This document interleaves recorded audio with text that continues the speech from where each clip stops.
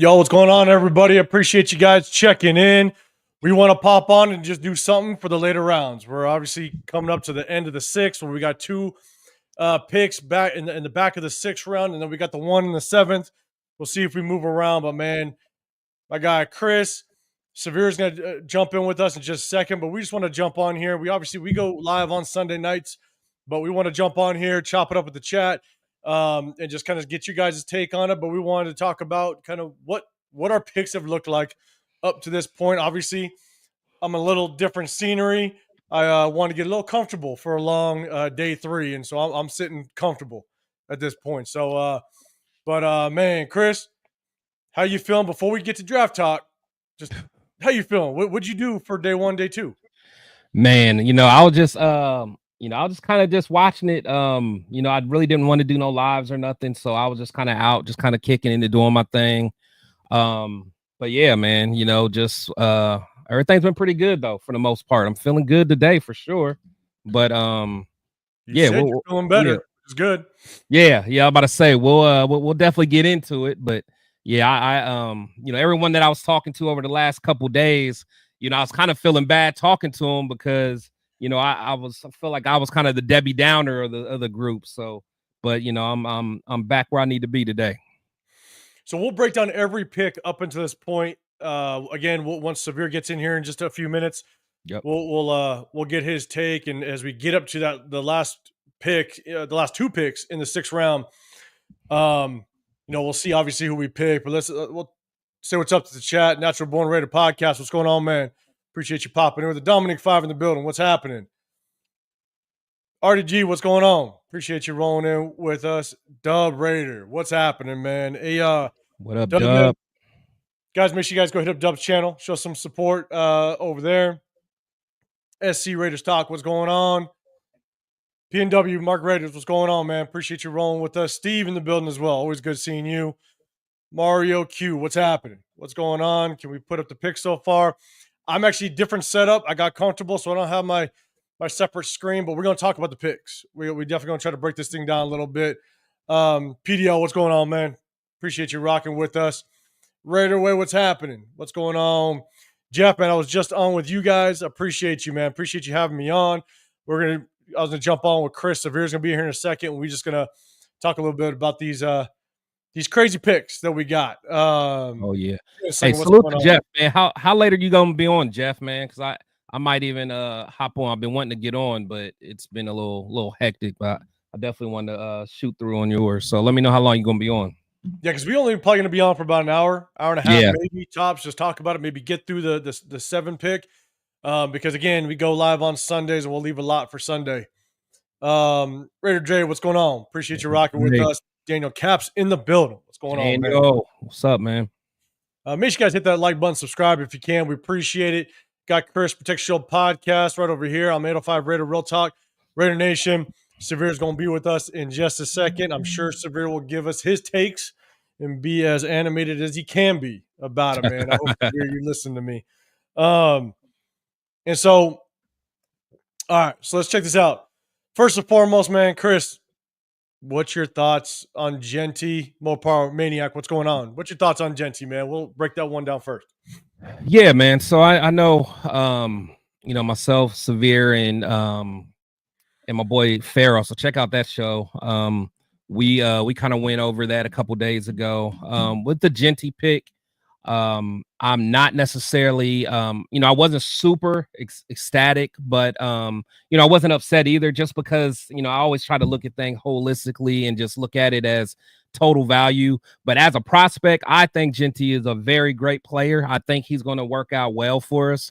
I think he was the best back. He is the best back, so we did get the best back. Just from my standpoint, I was all about trading back.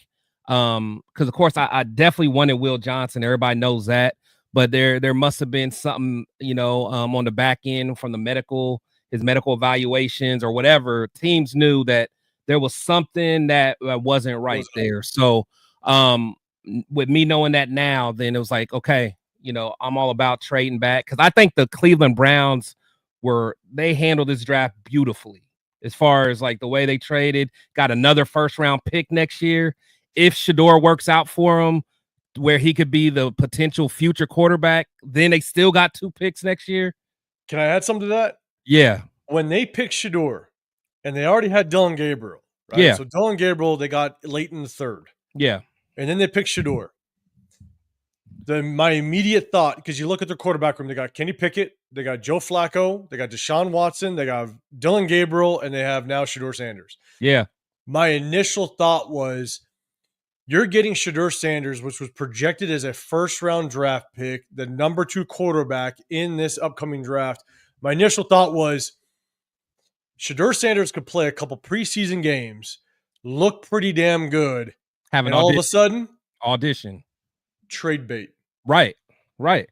Like, That's an audition. they got him in a 5th, and then they could, if there's a quarterback needy team and Shador actually looks good, and maybe they can handle some of the Deion Sanders talk and handling the media side of things, they could trade away and get a 3rd, maybe even a 4th to a really quarterback needy team. Yeah. Now you just improved that 5th pick to a 3rd or 4th round in an upcoming draft. I mean, like, that was my first thought. Yeah. Was trade bait.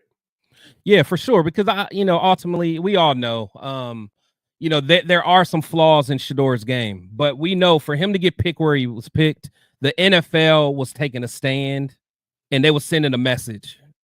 And not only just to Deion, but I think they're sending a message to this new age NIL kids who think they're going to come in and, have all the power of their future. They're letting it known you're not going to be bigger than a machine. So that's kind of where I'm like with it, or that's how I feel. So, I just like what the Browns did, just how they still got Mason Graham. I know they got their linebacker, who you guys are big on, Carson from UCLA in the second round.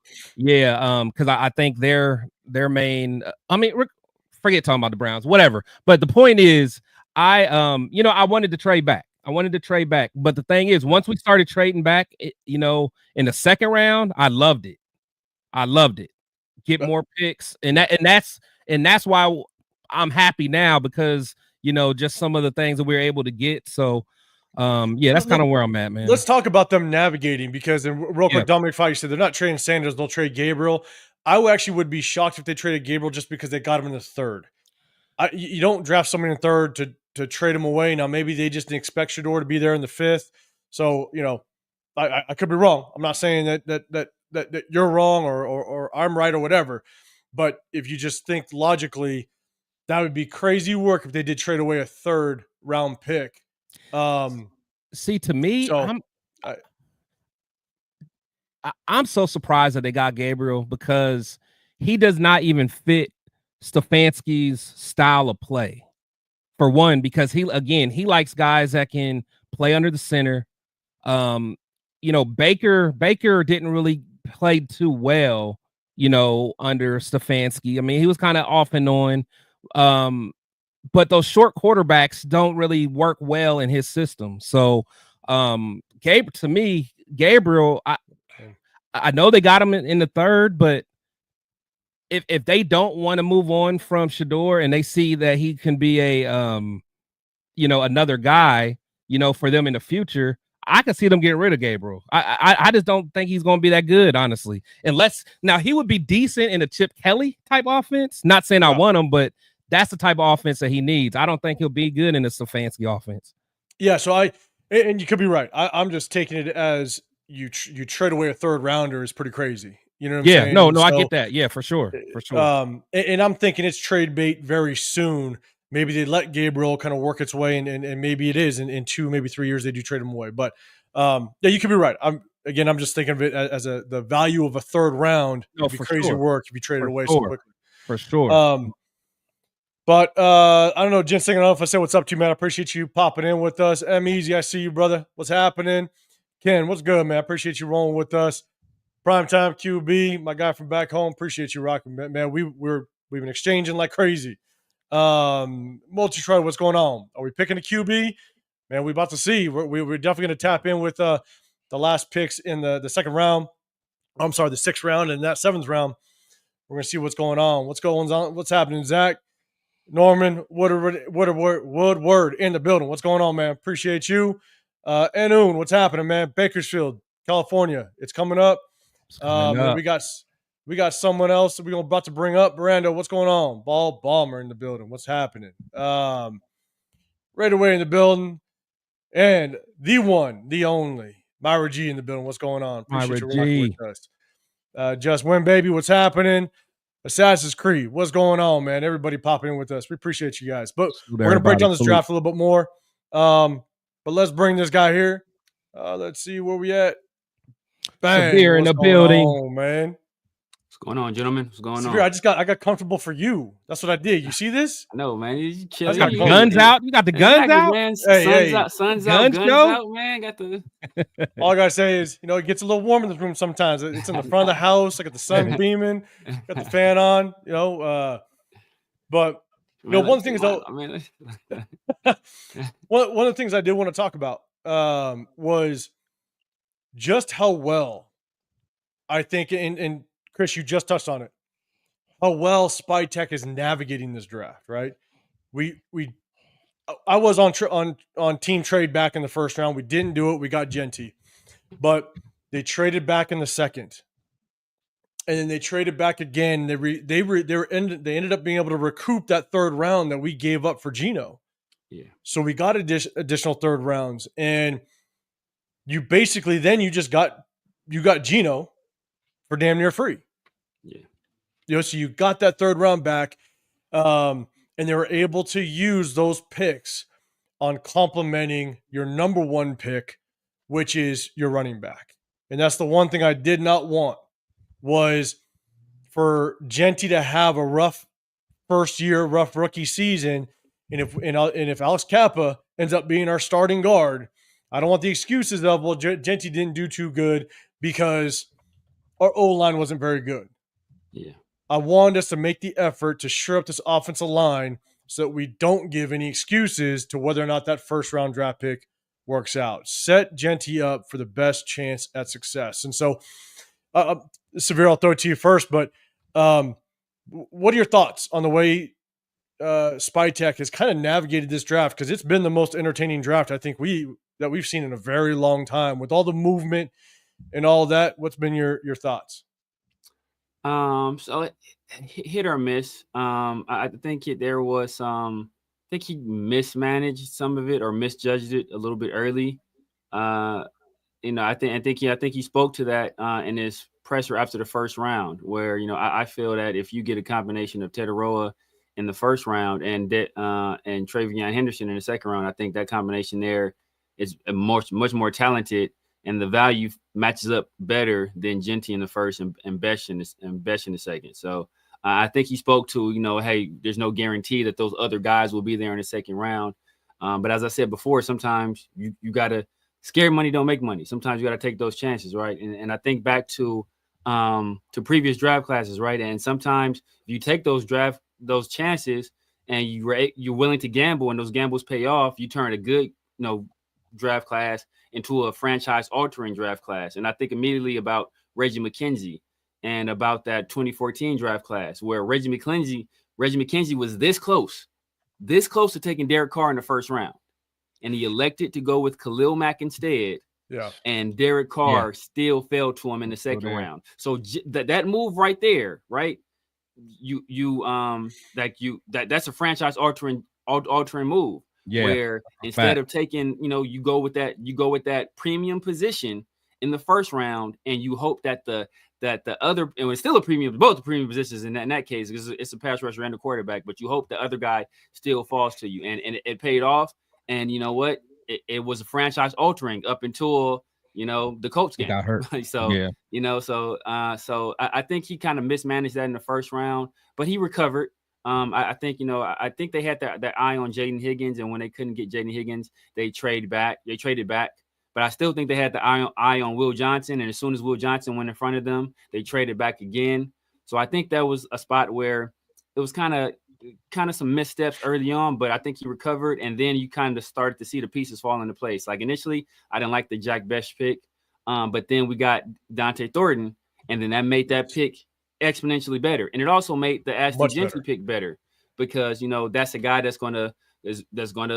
he's a deep threat, so he's going to draw some attention, potentially draw some safety coverage over to that side, and that allows you to not only put Jack Bech in the slot where I believe he should play, and where that's his best fit in NFL, but then it gives you a lighter box for Ashton Jeanty, so he's not running against stacked boxes all the time. So I think that was a good move. I like the two offensive linemen. Obviously, my guy Charles Grant, developmental tackle. I think Salute that was around too early. I think that was around too early. I would have, like I said, I would have started looking at him in the 4th round. But in terms of just pure tools and motor and will and coachability, that guy has it in spades. Does he have all the other aspects of it yet? But it's not like a Tyree where he has this frame, but he's unwilling to use it. Charles Grant is a guy that's cool. He's a worker, right? He's actually like Trey Tucker, our last former 3rd round pick. This guy, he's a wrestler too. He's a former wrestler. You know what? It actually makes sense to have that skill set as a tackle. I think that you understand leverage a little bit better. So I think that's he hasn't been playing football for that long. I think when he got to William & Mary, he was like 220 pounds. He went from that to being an all-conference player to an all-American player. So I think that UC is an upward trajectory right there. Usually my standard for 3rd round pick is you have to be starting caliber player or a rotational piece. Obviously he's not that, but I see the trajectory with that pick, and I respect it. And then Dante Thornton, of course, is part of one of my favorite picks. Love the Darian Porter pick as well. And I did not like the Tonka pick. But I think we made up for it by picking JJ from Ole Miss. I think we just picked him not that long ago. So I think that was a player I had above Tonka. Also, Peebles I had above Tonka too. Obviously, we didn't get him, but grabbing JJ from Ole Miss, I think that kind of made up for that Tonka pick. So far, I think Spy Tech is doing a good job. Yeah, the one thing that Spy Tech did very well early, again, I'm with you. That Jack Bech pick, it was surprising to me. I wasn't exactly sure why that's the receiver you go after, given the fact that Trey Tucker doesn't take the top off of a defense. We need something to be able to stretch the field. And so, Severe, to your point, I think that Deontay Thompson pick made that Zach Bech pick even better. So it was one of the things that I mentioned during some of our lives. I know I've said it a couple times in the video, was because this is Spy Tech's first time navigating the board, I wanted to know, how well does he navigate the board? How well does he see it? How well does he project other teams around him and the picks that they're potentially going to take? Obviously, there's going to be a learning curve, but with his first go at it, it does seem like he did a very good job of making a pick, but also focusing on how do I complement that pick if needed. Jeanty, you get your O-line. Jack Bech, then you get Deontay Thornton. That's going to take the top off, lighten the box, let Jacoby Myers, let Jack Bech, let Brock Bowers just eat in the short to intermediate passing game. And so, yeah, I think everything is kind of complementing itself, which I definitely like in the approach that he's taken. But man, Chris, what's your thoughts on just Spy Tech's strategy as well? Do you think he's doing a good job of navigating it? Because this is the most action us Raider fans has seen in a very long time as it relates to the draft. Yeah. So for sure, man, I think, Severe said a lot of my takes. We share a lot of the same takes. We've been talking all throughout the draft. And I feel like we've kind of felt the same way, because coming into today, as far as like 12:01 a.m., if you would have asked me what the grade was for this draft so far, I probably would have said about a C, a C minus maybe. Yeah. Everyone that I was talking to, and I almost felt bad because they're excited about everything. And I'm sorry, I just don't have that unearned optimism that a lot of people have. So, so therefore they'll be excited, and therefore I'll seem like the Debbie Downer, then they're saying, oh, Chris, you're not happy about nothing. I'm just being realistic. We went to the playoffs 2 times in the last 23 years or whatever. Let me live. Yeah. So, so when we get Jeanty, I'm like, okay, I understand he's a great football player, but when I'm looking long term, when I'm looking at, just the holistic view of it and value, I'm thinking we could have done other moves, to get, a Henderson or a Genty, or not Genty, but Junkins or one of those guys later, especially because they already know Pete or Chip Kelly's system. But then when we got to the second round and we started trading back, I wasn't mad at it. I started liking the way he was navigating that. So I'm like, okay, there's still guys on the board,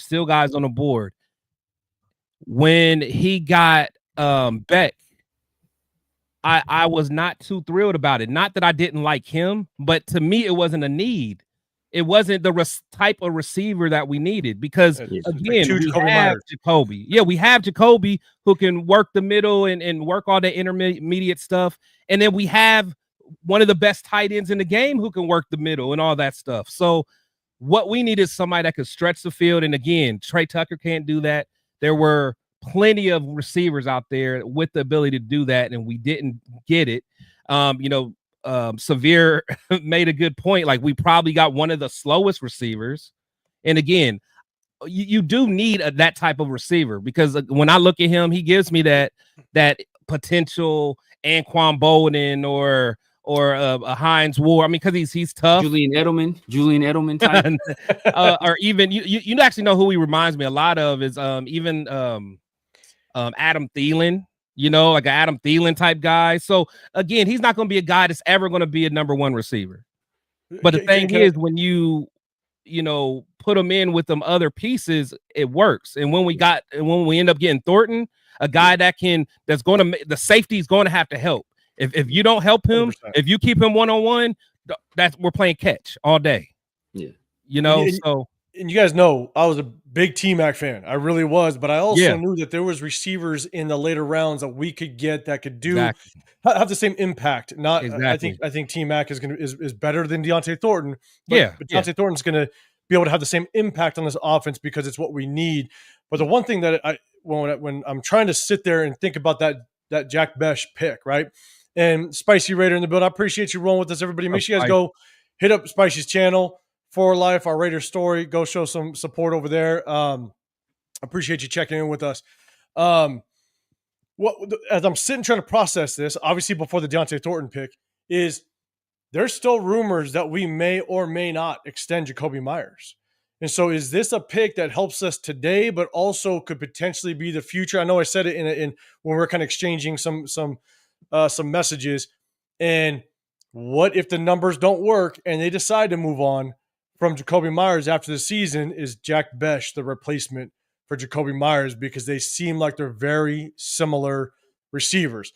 Like we said, I wouldn't be a fan of it. I want Jacoby to be around. But again, at the same time, numbers got to match. Numbers got to make sense. And if they don't, maybe this is a immediate impact player, but with future if we don't figure out something with Jacoby Myers. So again, that's the only way I was able to kind of understand it at the time. Is this what they're looking to do? So no, I mean that's a good point. I think someone like Jacoby, I mean, if you listen to his peers talk about him and the coaches talk about him, everyone raves about him. Like just a couple months ago, I was watching it was an interview with Josh Jacobs, and they were asking him, who's probably one of the most underrated teammates you've ever played with. And he said Jacoby Myers. He said that dude is a dog. He said he doesn't say much, but he's a dog. He works hard. He's just a dog. Everyone raves about this guy. Everyone. I mean, AP raved about him. Josh McDaniels raved about him. I mean, all the coaches, Devontae raves about him. Yeah.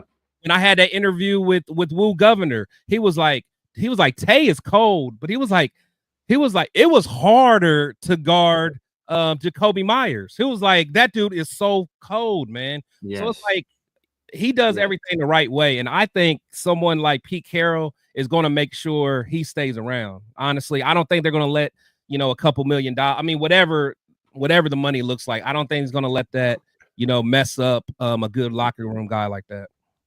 Yeah. Yeah. Well, to that point, and I want to get to that super chat. We acknowledge that. But as I kind of said in the chat, and to piggyback, first of all, to piggyback off what Chris said, right? Like to add to those names, he's because it's like, oh, of course those people are going to say because they played with them. Puka Nacua, who's never played with Jacoby Myers. He said, who's the most underrated player in the league?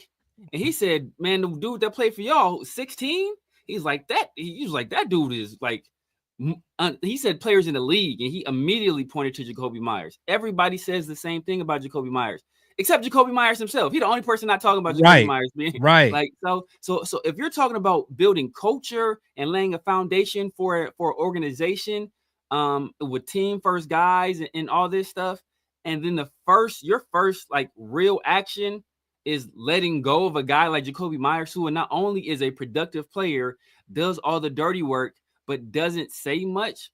Like that like, I think that would have serious ramifications, because then people are like, well, he didn't have no guaranteed money. He showed up to OTAs, worked, played hard all season, and then at why the end should of the I season, do that? You cut him. Like that sets a very bad precedent. Yeah, let's get this super chat. Natural Born Raiders Pod. Appreciate the super chat, man. What's up, Dirty? You're saying Best was rated the number 6 overall receiver in the draft. He's a good slot guy that can get open and run end arounds. Didn't really like the pick in the beginning, but sitting back and deep diving, it's a good pick. Yeah, like it's taking the Jack Besh pick like I did Genty, right? Again, I'm not a running back in the first round type of guy. I would rather trade back, but I reserved my full opinion of it if we ended up addressing the offensive line. And so we did. So it makes that pick a little bit better. Same with the Jack Besh. We get Deontay Thornton, makes that Jack Besh pick feel a little bit better. So I'm with you. Chris, what's your thoughts on that super chat? Yeah, so, again, I mean, I'm not going to hide it. I wasn't thrilled. Like, if you just look at the pick just by itself, I wasn't thrilled. Again, it's not because I don't like him. Like, again, I try to look at the big picture. I just didn't think that was our number one need if we're going to identify something in the wide receiver room. That's all I was saying. So the fact that we were able to get a guy that can stretch the field, now it's like, okay, I can appreciate Jack a little more, because for what he does, he's nice. But for what for what we needed was a vertical guy. Now, if you were going to try to tell me we were going to try to make him our vertical guy, then I would have a problem with it. I would have a problem with it. So he's not going to be a guy that necessarily stretches the field. He'll be able to, hit the seams and things like that. And, his route run is good. So I'm all good with that. But until we got the guy that could stretch the field, it didn't really make sense. But now that we got it, I think Chip Kelly, I mean, that's just another, a weapon that he can do and get busy. So we'll see. Yeah, man. Severe, what's your thoughts, man? Yeah, I was on that same thing. Like I said, he's one of the slowest guys. He refused. He didn't run a 40. So people point to his RAS score, but he didn't. Like, he never ran a 40. He had an okay shuttle time, I think. A pretty solid 3-cone drill. He jumped. I think he only jumped 34.5 inches. So like, people like acting like he's some crazy athlete. He's not. But he's a better football player than he is an athlete. And yeah. Initially, I thought, like, we needed a deep threat. We needed somebody to take the top off this defense, and he didn't fit that role. Had a few guys ahead of him that he was taking in front of. So I wasn't a fan of that pick. But taking Thornton, that guy right there, that helps us out a lot, because now Jack Besh can play where he should be playing, and in my opinion, that's like in the slot. And and what one thing that Chip Kelly loves to do is he loves to use his Y, whether that be a receiver or a tight end, and he loves to like send them in motion and use them almost as a puller in the pin pull game, in the run game. Jack Besh is a very good blocker, so he's somebody, and Jacoby somebody that can do that as well. So those are two guys you have right there that you can use as lead blocker in this pin pull game that Chip Kelly likes to run. So I think that he fits with us in terms of that as well. So, like, the pieces are falling into place. So that Thornton pick that made the Jack Besh pick. It made me like, all right, cool. Yeah, I'm with you. Yeah. At the end of the day, again, it's waiting for the full picture to kind of play out. Yeah. All right, and look, I was sharing the screen, and a lot of people were still kind of getting mad. I'm like, look, a lot of us still have draft PTSD. So don't, you know what I'm saying? Like, that's the hard part. It's hard for us as Raider fans to really trust the process and trust what's going on. So, but I think this is the first time we actually see we're definitely meeting needs. You know, and at the number 6 pick, if you don't trade back, you definitely want to get, you still are in that area where you could get the best player at that position coming out of the draft. And again, Raiders did it. Again, not a big running back in the first round guy, but we'll see how it all plays out. And you know one thing that again, it's like, how good is this guy going to have to be for you fans to want to give him another big contract after, you know, in 4 years or 5 years? Because again, all you guys that are super happy about this, I don't want to hear no talk about you guys not wanting to give him a second contract. No, seriously, because then it's like, then what are we really doing all this for? You know, if we have no intentions on, you know, getting him a second contract and all that stuff. So that's the only thing when you talk about getting a running back in the first round, you know, I just want us to be good and have sustainable success, man. Yeah. But to his point, right? And I pointed this out earlier, you know, on Twitter, that I think in terms of guaranteed money, Ashton Jeanty is second in the league, only to Saquon Barkley. I think if you look at average value of this contract, he's like 9th. So it's like, and then you look at, you know, Tedero McMillan, drafted just 2 picks later, he's like 39th in the league. You look at Brock Bowers, who we drafted last year in terms of tight ends, he's the 30th highest paid tight end in the league. 30th. So it's like, for us to be paying Ashton Jeanty that much, this dude better come in immediately. He got to hit the ground running. He got to hit the ground running. You got to do damn near what Brock did as a tight end last year to justify this pick. Because if you don't, I don't hear no excuses from nobody. Everybody told me this dude is generational. He's a can't miss player. I don't draft running backs in the first round. You told me, oh, we have to draft this guy. You can't miss, generational. Barry Sanders, LaDainian Tomlinson, Marshawn Lynch. I'm hearing all these comparisons. So if he's that, and we paying him damn near like that, then he better be like that. Jimmy Horn's off the board. Damn, where'd he go? LeJohntay Wester went in front of Jimmy Horn Jr., which is crazy. Yeah. But know what? Know who's still on the board though? Curtis Rourke. Hey. While you laughing, we ain't picked yet. While you over there laughing and cheesing. My guy, look, we got my guy Charles Grant. I'm cool. I'm cool. So let's do this. Let's go back. So let's do this. Chat, let us know up to this point, who's your favorite pick? Who's your favorite pick of the draft so far? Let us know in the chat. Obviously, there were a ton of Ashton Jeanty fans, so I'm probably going to see that name quite a bit, but let me know who your favorite pick was. And Chris, I'll throw it to you first, man. So far. And then the next question is going to be, who should we pick in these next, 3 picks that we have? But first off, who is your favorite pick, Chris, so far? So I would say, so honestly, the pick that kind of reeled me back was a Porter pick. Was because I'm not gonna lie, after the second round, I'm like, man, and then you guys know how much I wanted Will Johnson, so I wanted somebody that can really on day one probably start at corner. So the Porter pick really made me feel a lot better. Again, I do like Jeanty as a prospect, but as far as just the pick itself, I gotta go with Porter. Porter so far? Yeah, I gotta go with Porter. Yep. So Dominic Fives with you with Porter. Jalen, what's happening? You're saying Jeanty, Raider Way, Jeanty. Liberty likes the best pick.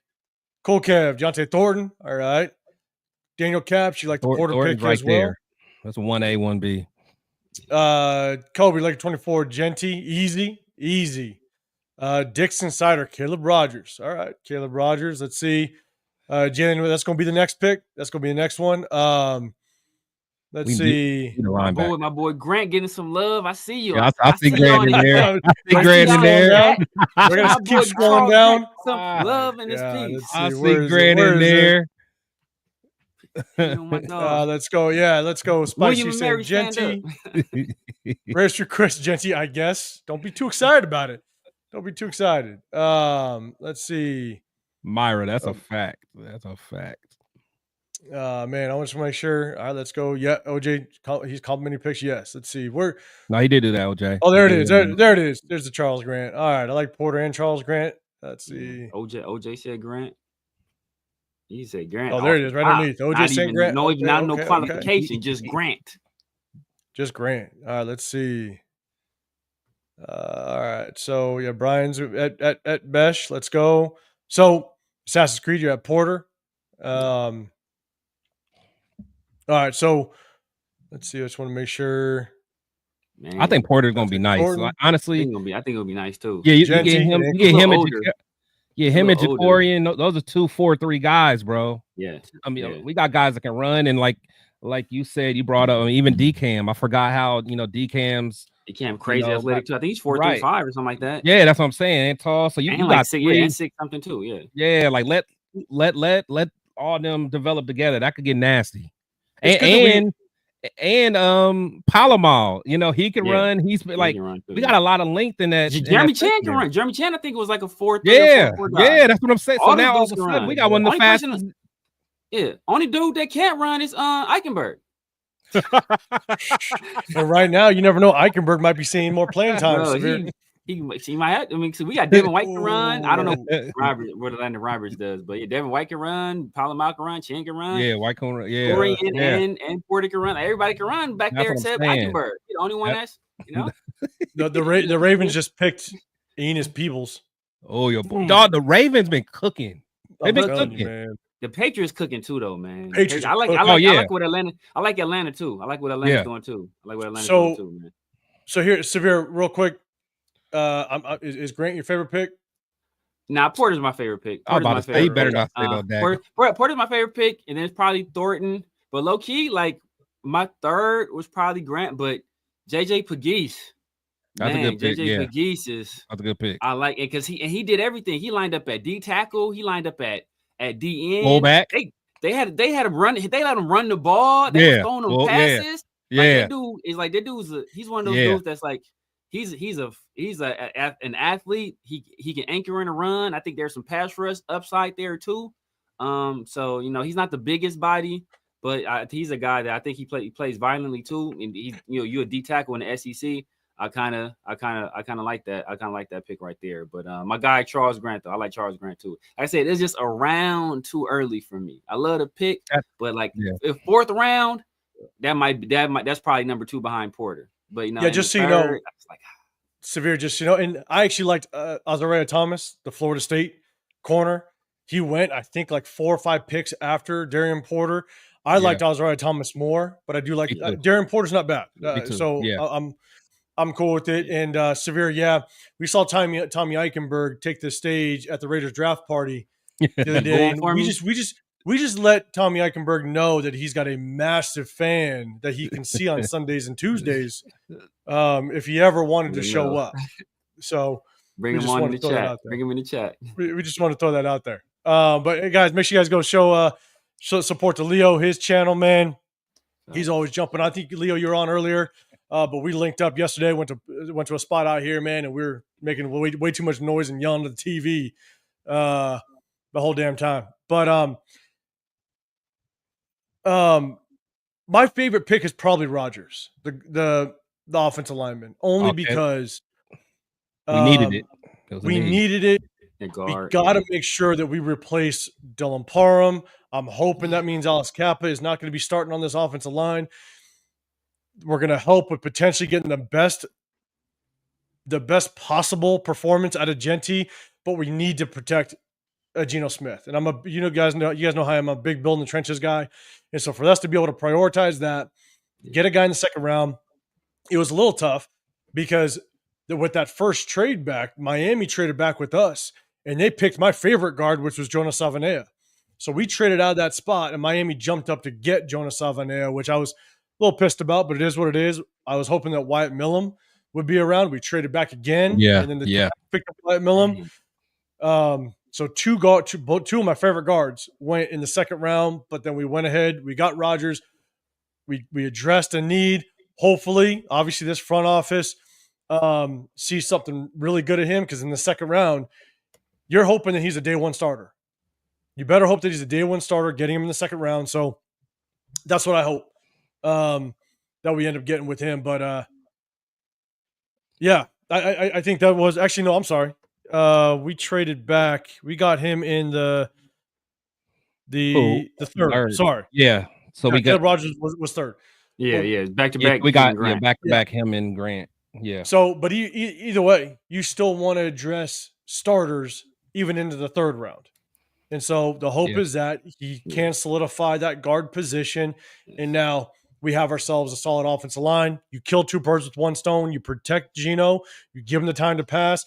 But you also have now an offense that can open up some running lanes. And, man, I'm telling you, if Genty can get to the second level, if he can get to the linebackers 4 to 5 times untouched, we're gonna see an explosive offense. Yeah. And so for me, that's kind of what I'd like to see.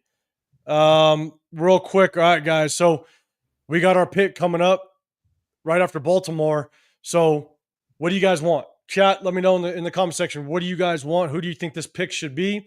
I got a couple guys in mind that are still, I believe, on the board. 6th round, baby. You know what time it is. You know, man. Hey, this is why we jumped on, because we hear that name. It's about that time, y'all. That time, man. But I'm looking at, man, Carolina's cooking too, man. Carolina's cooking too. They picked up Jimmy Horn Jr. They added Tetaroa in the first. They giving Bright. Hey, they giving Bright some weapons, man. Bright some weapons, man. They got Leggett last year, so they got, and I think they still got Thielen too. So they got a nice receiving core, man. Nice. What up, coach? And then Chuba Herbert they played. But yeah, man, it's Willie Lampkin. I like it's Willie Lampkin time, baby.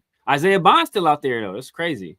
So that was the one thing I said with the guys I was just chopping it up with. I was like, man, who's going to pull the trigger?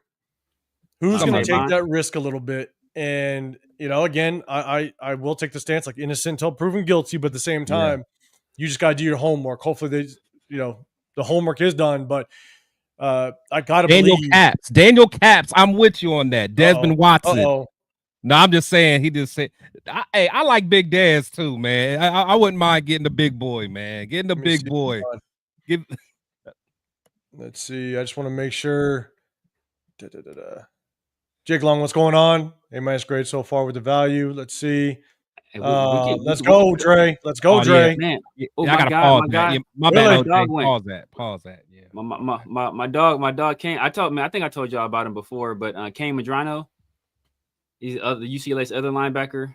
Mm-hmm. I think he just went in the 6th round. He's a guy, probably core special teamer, but he's kind of like Teddy, Teddy Buchanan, tall, athletic guy, kind of slim built, a rocket, but he's just undersized. So, but he's gonna be a core special teamer somewhere, and he could develop into something else because he got crazy athletic traits. Did Jared Ivey already go? I think he ran a 4.4 at the combine. Oh, as a linebacker? As a linebacker, yeah. Damn. Like a 4.45 or something like that. Did Jared Ivey already go? Oh, I don't. No, he didn't go. Jared Ivey, Ole Miss, the edge? Yeah. Nah, Jared Ivey hasn't gone yet. I mean, Damian Martinez hasn't gone yet. Yeah, that's man. If we want to go, we talking about doubling up or LeQuint Allen. I mean, the 7th round, if he's still available, I wouldn't mind that. I know he's still out there. Oh, you talking about for the 7th round? Yeah. My guy Thornton. No, my guy Taj Brooks got snapped up, I think, already. That's another one of my guys. If we want a linebacker, Cody, I do like Cody Lindenberg. Been saying his name for a little Minnesota, bit. Right? Minnesota. Mm-hmm. If we want to pull a linebacker, but I'm surprised we have not gotten an edge rusher yet, because I know we've talked about it a little bit, but I'm sitting there going, if Malcolm Kuntz, he's coming off of his injury, right? Yeah. If Malcolm Kuntz, if that injury kind of plagues him a little bit, we have no rotation. We have Charles Snowden, Tyree, as long as he's unblocked. But here's the thing: is even if Malcolm Kuntz comes out and balls, I don't see us playing him or paying him next year. We're already paying Max. We're already paying Christian Wilkins. Yeah, I don't see us. It depends, man, because I mean, we you could. gotta think it's a different regime. Like Pete retains his players. If you think about it, it's not too often he lets guys just walk. I mean, if they're good. yeah. But we could pay him. But here's the thing, though, is we still need depth. No, we for haven't sure. brought in anybody For sure. Off the edge. And so my thing is that I love Jared Ivey. I think that kid could be actually pretty damn good. He could potentially take a spot if Malcolm Koonce does, we don't have him next year. And you could develop him into a starting edge rusher. But damn, we need depth. If one of these guys goes down, then yes, we're looking at Tyree Wilson. We're looking at Charles Snowden, undrafted free agent. Did fairly well for us last year, but I don't want him to be an all-time starter for us. So I'd love to see us get an edge rusher. Okay, Xavier Truss, he is still out there, right? I think he is still out there. He is still out there. Let's see, bro. If we draft Willie Lampkin while we live, bro, it's going down. Oh, it's going down. Something else is going down. I'm running to the liquor store across the street, and I'm about to grab something. I don't know what. We've never seen you in here before. Look, Severe's gonna go to the liquor store. Give me something good, juice. dog. Give me something. Give me something that ain't been tariffed yet. Some of that Mad Dog. Give me that Mad Dog. Give me that, man. Give me that Thunderbird and pipe Kool-Aid. I gotta. Pick is in, man. We on the clock, Daniel Caps. You're right. We are on the clock. Let's just see how we worked out. Prime time, and you're saying Tez, the Oregon receiver. Yeah, I think he's still on the board Johnson. Too. Ted Johnson. Too. Xavier Restrepo's still out there too. Let's see. Restrepo's Kobe. there too. Yeah, it's a Kobe King, right? LS? I think he's talking about Kobe Bryant. Kobe Bryant. Yeah, Kobe Bryant, the corner. Yeah, Kansas. Yeah. Yeah, he's nice. I do like him. All right, let's see. I think somebody said the pick. We got the pick. Ooh, is it in? Tommy Mellett. What the?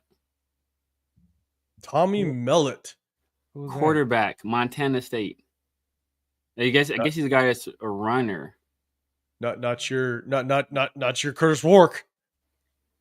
Oh, so he's a guy that he's not going to play quarterback. He played quarterback in college, but I think he tested at wide receiver and at running back. So he's a guy that he's projected to play something else in the just I don't know, dog. That's yeah, bro. Yeah. But yeah, is yeah, that that's nah. That tells me, or I have a feeling that's undrafted free agent. Yeah, I'm not. Yeah, that's like they said someone who will follow in the footsteps of a Julian Edelman. Yeah. Taysom Hill, Julian Edelman type dude. I know nothing about the kids, so that's on me. Hey, Red Nation Live, what's going on, man? Hey guys, everybody, if you can, go hit up Red Nation Live. They always throw you guys content throughout the week, man. Go show some support to Red Nation Live. He's white. Hey, Leo, you know Turf happy. Got him a Montana State guy. Man, he is. Oh, that's right. Oh, yeah. Oh, that's where he went. That's right. Yeah. I know Turf is going crazy right now. Yeah, crazy. Turf will be like, hey, I watched him. I didn't even know it. I watched. Crazy.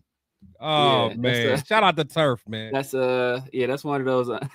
Yeah, Turf. He's all body. Man, he studies the game, man. He's got a lot of moxie. So hold on, Severe. I was going back to like the chat and stuff. You're saying that he's a quarterback that's probably going to play receiver. He's a quarterback that he tested at receiver and a running back. So he's going to move to something. So you know what? This is Caucasian Lynn Bowden, basically. Minus the crack house. Yeah, mine is being crack house. Mine is being in your grandma's crack house in Youngstown. Man, chat, let us know what you think, man. I'm getting undrafted free agent vibes. I'm really curious as to why. Athlete. They said he tasted great at his pro day. From what I'm reading, I don't got the actual numbers. If somebody in the chat can give me the numbers, they said he tested great at his pro day. So let's go, Kevin Lurker. It is lamp time. We got another. We got a pick right after the Chargers. I'm curious what the Chargers are going to do here. That pick is a C because it's not Curtis Work. So, hey, Curtis, man, come on, games, so they say Leo. you know it'll go down. It's a Saturday. I got tomorrow off. I ain't got to work tomorrow, so we might get a little happy in this place. Shout out to Pops Jr. and Juicy. That's a Youngstown, Ohio. He actually knows Lynn Bowden. My bad, man. My bad for talking about your boy. But he was caught in the crack house, and he was. that was one of the of many with Gruden, which is how in the hell do you pick a kid in the 3rd round out of Lynn Bowden Jr. and then you trade him away before even off-season practices? Well, because he is his attitude, crazy. man, and they felt that he was like, because you got to think, man, it was him. They said they were in a 4.39. Oh yeah, Mallet. But yeah, it was Bowden and what's his name? Arnett. They was real good friends, and then they was hanging out with. Right. They were like, yeah, it was good. So it just goes to show more evidence of John Gruden just did not do his homework. No, he did not know how to evaluate players when it came to just whether there be their personalities. I mean, Damon Arnett, how did you not figure that shit out? Yeah. Oh yeah. You know what I'm saying? So yeah, man, that's crazy. I actually didn't mind the Bowden pick. What up, Larry? Because that's one of the guys. That's one of the sleepers I had that year. Him. I actually, we took 2 of my sleeper guys. I had three guys I liked as sleepers. It's Donovan Peoples-Jones, who Chris would know if he played at Michigan. Lynn Bowden and Amik. So we took Lynn Bowden and Amik, but I like Lynn Bowden at slot receiver, not to move him to running back. Yeah. So, but here's the thing: is that Sabir, I'm with you. I actually did like Lynn Bowden Jr. Our pick is in because you remember Gruden. He always talked about his offense having a joker position, right? That hybrid guy that line up in the backfield, line up off the shoulder of the tackle or tight end, that wing position. You know, like an H-back type. The Chargers, damn. And Chargers took RJ Mickens. A lot of people like Mickens. Yeah. And so it fit what I think Gruden wanted to do. Yeah. But Gruden, you missed. you missed on the one guy that was going to be a focal point in your offense, and you missed. Because I remember Lynn Bowden Jr. was a converted receiver that played quarterback. And so you're okay, if he can play quarterback, he's got the smarts, he understands it, he can process. Cool. But Gruden, you missed. Yeah, he played quarterback in a pinch because, you know, I think they lost like 3 quarterbacks in like 2 games or something like that. So like, yo, man, Cam Miller, we need you, Lynn. And Miller he came through. North Dakota State quarterback. What the hell are we doing? All right, okay. Oh, come on. Okay. And Willie Lampkin still on the board? My God. This is. I guess I'm putting my cap on. Yeah, what really, what are we doing, man? Yeah, man. I see, dog. See, that's what happens. Gone, probably. That's what happens, bro. When you try to start giving the Raiders some credit, this is the stuff they do, bro. This is the stuff they do. It's like the PTSD is coming back. I'd rather waste a pick on Isaiah Bond. They're gonna waste a pick on somebody. I can understand Tommy Mellett, maybe.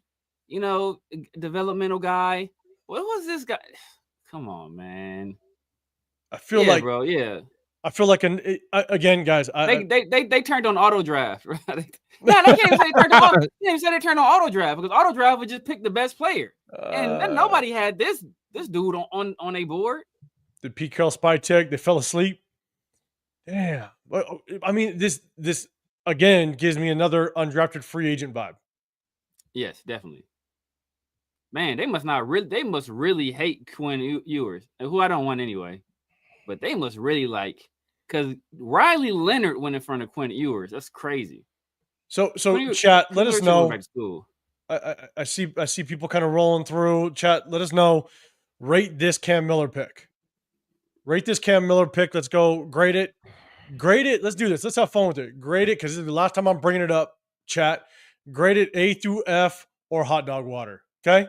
If you know, you know. But just grade it. Let's have some fun with it. LS, appreciate the super chat, man. You said, I've seen enough. Show spike. Like the PTSD is starting to come back a little bit. It's starting to come back.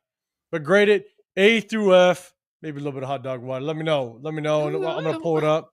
Yeah, Kobe F. Bro, talking about falling off the wagon, man. He was, hey, you know what? It's starting to make a little bit of sense. Okay, we was cooking for a little bit. Like, man, and the pick, it's crazy. we picked this Tommy Mellett dude, and then the Chargers picked R.J. Mickens. Like, oh man, and then we picked this dude from such and such state. Like, what is this? Man, Man. Yeah, we just take the 6th round. I'd rather can't justify it. I'd rather try a Isaiah Bond, or Bro, something, Damian Martinez is yes, on the it board. is. Damian Martinez is still out there. Man. Jared Ivey. Jared Ivey's still out there. We need a rotational piece at the edge rush position. I mean, Isaiah Bond is still out there. Tez Johnson is still out there. You talking about people who did well at the combine? I mean, he's a guy that did well at the combine. Nick Nash is still there. Our guy Nick Nash. Cody Lindenberg or Nick Nash. Man. Man. Let's see. Leo, my God. What the bro? Bradley. Oh my. Oh God damn, dog. Delete. Where's Leo at? Where's he at? Wrong chat. Hey, whoa. Chat. Whoa. Oh man. Leo. No Kanye, man. Man. Hey, yeah. Hey, Nadeem. Yeah. Nadeem E. Exactly. Assassin's Creed. Yeah. I'm telling you, like, what the heck? And watch. Let's see what the Broncos do. Let's see what the Broncos do. Man, I should have read that before I brought it up. Damn you, Leo. Cam Miller. Okay, man. Let me see these highlights of Cam, man. Are they gonna show? He played in North Dakota State. There ain't no highlights, Chris. There's no highlights. That's the problem. The home of Trey Lance. Shit. LS with the haymaker. I gotta get down to it.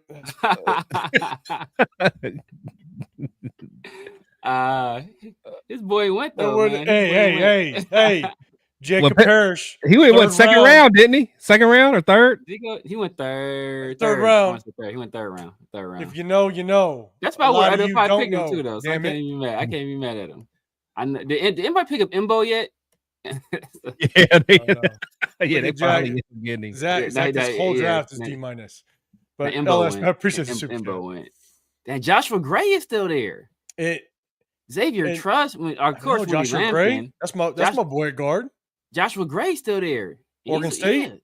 Yeah. Yes, he's still there. LS, you should have seen me yesterday. You could check in with Lunatic. You check with Leo. You could check in with Raiders Food Chris. When Jacob Parrish went in round 3, you're hype. I was ready to throw shit at all the hot dog water people. That's all I gotta say. Man, Seth McLaughlin is still there too at Ohio State. He's center guy, but still, that's man. Jay Toya, my boy Jay Toya. Man, I would have. Ooh, ready to Paul, you A in this draft? Are you still giving an A with those last 2 picks? He's giving an A off of Genty. The Genty, yeah. Oh, I got you. Okay. Because man, those last 2 picks. That's tough. It's tough. Draft your free agents, man. That's what it feels like. I mean, I don't know what other boards look like or how much they actually value them. But man, Raider Black, what's going on? What's happening? We do watch a lot of ball. Yeah, you don't think you're smart, right? Like, do you think you're stupid? I mean, if you do, I'll agree with you.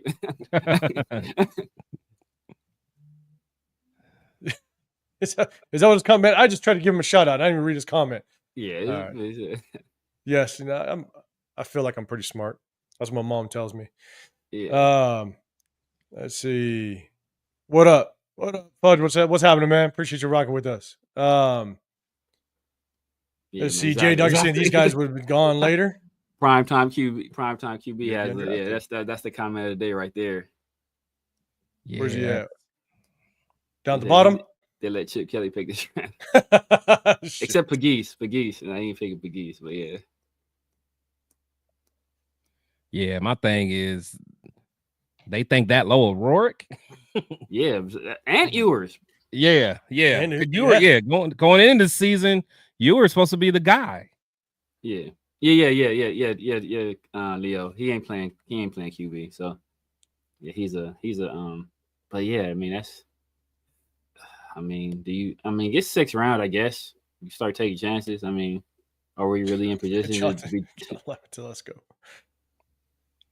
who are linebacker? Yeah, Cody Lindenberg still there. Jackson Woodard out of UNLV. I know a lot of people like him. Or so I remember somebody was really high on him. Jay Higgins out of Iowa. Angelo likes him. Jay Higgins out of Iowa. I like him. But he might be he's probably be UDFA. Yeah, we did. Pillaging, what's happening, man? Yeah, Sampson got picked by I think Cleveland. Cleveland actually got Sampson. Dylan Sampson. Mm-hmm. Yeah, that's a nice match. That's a nice match with Roberto Tim. Dang, Brajard Smith still there. LaQuint Allen still there. Raheem Sanders still there. Phil Maffa. Donovan Edwards still out there. Yeah, I don't know. We still so technically if those two quarterbacks are Severe, I know the first one, but the second one you said are they both going to be non-quarterbacks?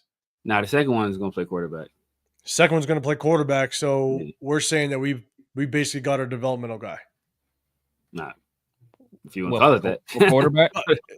Obviously, the Raiders are calling him that. So we got ourselves. That's our developmental guy. I mean, no, that's our Carter Bradley. Yeah, did they get rid of Carter Bradley? I don't know, I don't know. Cause my thing is, man, if you're going to get another quarterback, like get somebody that can seriously compete with AOC. Exactly. Like, I don't know, man. I don't know. Yes, yeah. Daniel Kim Sampson got picked. Let's see. I mean, who's 6'6"1"? Ain't no quarterback. The quarterback. The quarterback? Yeah. Shit, I'm not even looking up his stats. Both of them. Yeah. Well, one's not gonna play quarterback. Yeah, but they're both 6'6'1". I think the first one is 6 feet flat. The second one is 6'1", I believe. God, I mean, guys, make it make sense. Can we? Yeah, that's tough, man. Yeah, man. That's tough. Yeah, man. Yeah, that's Damian tough. Martinez with Damian Martinez sitting right there, LaQuint Allen sitting right there, Isaiah Bond sitting right there. Yeah, that's tough. That's tough, man. Yeah, Brady. Yeah, a lot of people do like Cook too at quarterback too. I know a lot of people like Cook at quarterback. Seth Hennigan. I know some people like Seth Hennigan. I wish I would have, had the TV up and if they talked anything about those picks. Yeah, I just saw some of the highlights. Yeah. That's how I'm gonna leave it at that. If you're gonna I'd rather take that quarterback from the CFL. What's the big dude? What's his name? Yeah, the one that talking about. It's like Eczema or something like that. Yeah, something like that. He's like 6'5", 230. Yeah, supposed to be pretty athletic too, I think. Yeah, LS Cleveland has drafted pretty damn well, as well as they got that trade back. Cleveland did their thing. Man. Yeah. And hold up, and we still didn't get a linebacker, right? The Cowboys, dang. I mean, I love Jay Toya, man. Jay Toya. And we still didn't get a linebacker? No linebacker yet. No linebacker yet, man. And we got one pick left. So let's do this. And he's there with Odigizua too, who's another UCLA guy. So let's do this. Chat with the last pick. What up, Raider Pete? No linebacker, man. Yeah. So with the last pick, who do you guys want? We got 4 picks away. We still need an edge rusher for a rotational piece. We still need a linebacker. We could potentially use a safety because we didn't pick up a safety. They might be high on Eichenberg, bro. I think that's what I'm saying. They really might be. They really might be, bro. Because you got to think, man. It's like it's not like we got a new defensive coordinator. So Ricky White's still out there. Yeah, just win, baby. I mean, I'm going to erase that from my memory, and I'm going to pretend they're higher on Amari Burney. I said it first. I'm pretending they're higher on Amari Gainer. They are very high on Amari Gainer and Amari Burney over Eichenberg. That's the narrative I was going in my mind. They might actually be high on Eichenberg though. Nah, for sure. I think they are, man. They might actually be high on Eichenberg. I hope. He said no linebacker is going to start in it. I mean, but still, you still want to get some. Yeah, I don't know. It's a quarterback. Yeah.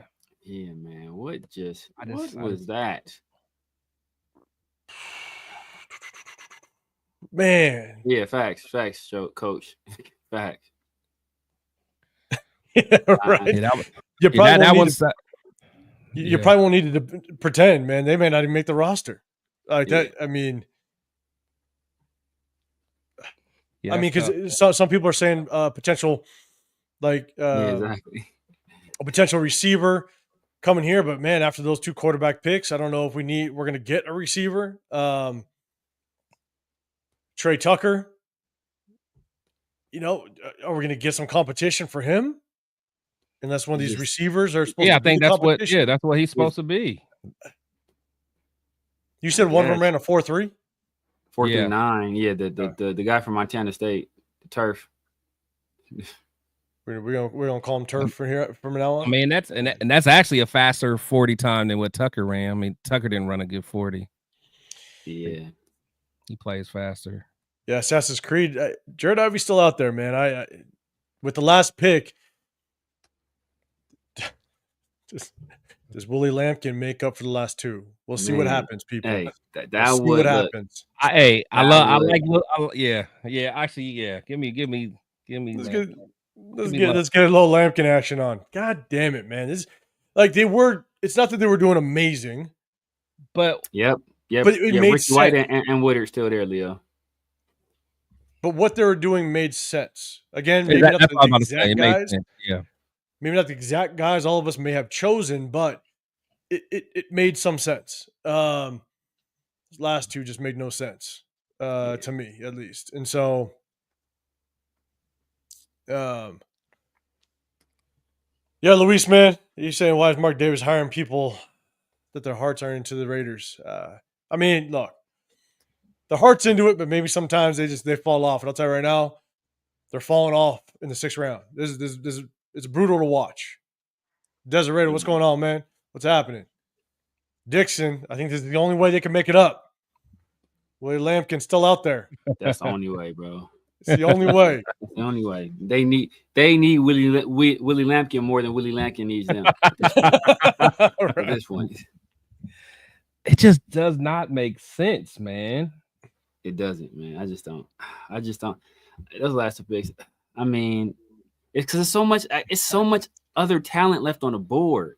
Like much talent left on the board. High guys end. Come and start. Isaiah Bond is Kobe Bryant still out there? Kobe Bryant is still out. Oh my goodness, bro! Come on. No way. Is he still out there? Let me check. He said Tommy Mellett and Dylan Labe. He's still out there. Yeah, Kobe Bryant is still out there. That's wild. Aladdin, what's going on? Shiloh at safety. Did somebody take Zay? Somebody took Zay already. Who? Did Zay go already? Zay who? Zay Frazier. Yeah, I think. Ooh. Yeah, I think he went earlier. Did he go? Yeah, Frazier. Yeah, I think Frazier went last round. I think. Okay, damn. I think I don't see him on here, so yeah, he had. Yeah, I think he went last round. He had to go already. You said Deuce made the last 2 picks. Man, oh shit! Who's that? Deuce Gruden. Oh man. I just don't. Brandon Crenshaw Dixon still out there too. I'm really trying to understand it. I really am, man. Yeah. I really am. I'm trying to. I'm definitely interested to hear the press conference. Man, I gotta hear the press conference. Eugene Asante. Now Eugene is Asante. Yeah, he's fast, man. I think he ran he's small though. I think he's a small linebacker. Bob Schrader. Man, they lost us. They lost us with that 6. They lost us with those 2 picks, man. Yeah, we were rolling a little bit. Rolling, man. Yeah. Rolling. Lampland jersey's loading, Myra. Yeah. Yes, it is. Yeah, I'm saying Isaiah Bond still out there, man. Like, yeah. Like if you want to draft a guy that Isaiah Bond. Yeah. Because the thing is, look, for that Montana State quarterback, I'll wait and see. I'll watch him further. The Tommy, but Cam Miller, man, that one's tough for me, man. That one's tough for me. Yeah. Jags are picking, and we're up next. All right, guys. What's the last pick, already? chat? Oh, yeah, what's the last pick? Bro, it better be Willie Lampkin. This is the only thing that can save this draft class. Willie Lampkin. Yeah, cool, Kev. Tell us good to fall off a little bit. We don't man. deny that. You did nail the first three, though. Dang, man. How do we let the Cowboys get Jay Toya, though, man? That pisses me off, man. I'd rather him over Tonka Hemingway. Like, by a mile. Wow, we're on the clock now? Yeah, we're on the clock now. The Jags just picked some center from USC. Jonah Mahim. All right, let's go. Let's see. Let's get it together. All right, boss ready. You want Tez Johnson? A lot of good man. There's a lot of talent still out there. That's the crazy part. Yeah, but man. the thing is, I mean, Steve Isaiah Bond still out there. Isaiah Bond is still out there, man. Like, yeah, Dre. He is fast. We'll see how it all works out. Man, these dudes. So why didn't you draft 2 QBs that won't make the team? Yeah, I'm telling you, that should be the question. Coach, well, like I said, the one's gonna be a slot. The one's gonna be a slot. Yeah, one's gonna be a slot. One's gonna be a slot. I'm not interested in like guys that want FCS national championships. Like, got Cody Lindenberg. We got Cody Lindenberg. Okay, Cody. Hold my linebacker. Okay. All right, I'm okay with that. I'm okay with that. Yeah, Berg versus with that. There it is. Berg versus Berg. Yeah. Berg versus Berg. I'm okay with that. I'm okay with that. Oh man. I mean, it was a need. It was a need. Yeah. My thing is, if Willie Lump doesn't get drafted, he needs to be the priority first person we call. Yeah, man. The first person we call. Bro, if we're gonna draft a 6-foot quarterback, bro. Yeah, we can get a 5'8". Man, come on, bro. Give him a shot. All right, so you guys, grade the pick. I'm cool with Lindenberg. I'm cool with so that. give it an A, B, C, all the way to F. Sometimes you guys like to throw out E's. Whatever you want to do. Grade the pick. I mean, for it being a 7th round pick, I mean, you can only grade it so high, but I got the linebacker. Yeah, I'll give it a B because it was a need.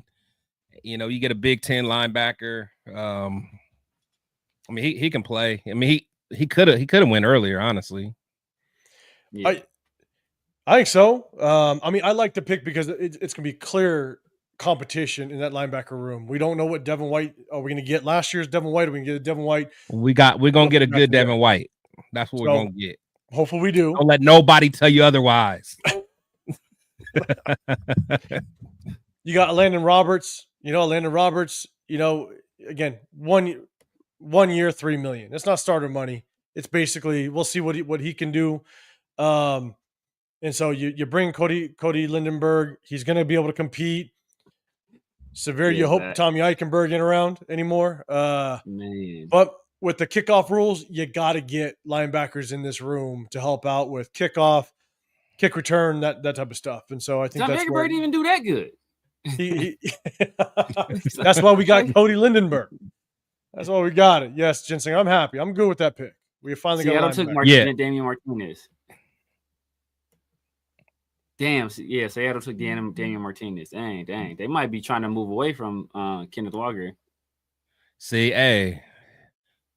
Yeah, I'll take him. I'll take him. Ooh, yeah. I've always liked him. That's so evil.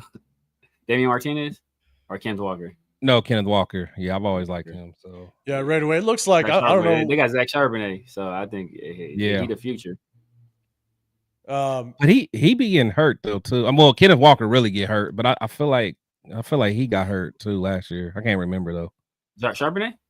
I think, if I remember. Did he? I don't know. He may not, but no. I mean, I've always liked him. Yeah, no, yeah. I mean, that was my guy. He carried us. Man. So Leo, you got that pick an A+. J Dog at this point, last draft pick, it's an A. All right, let's go. Costco hot dog water.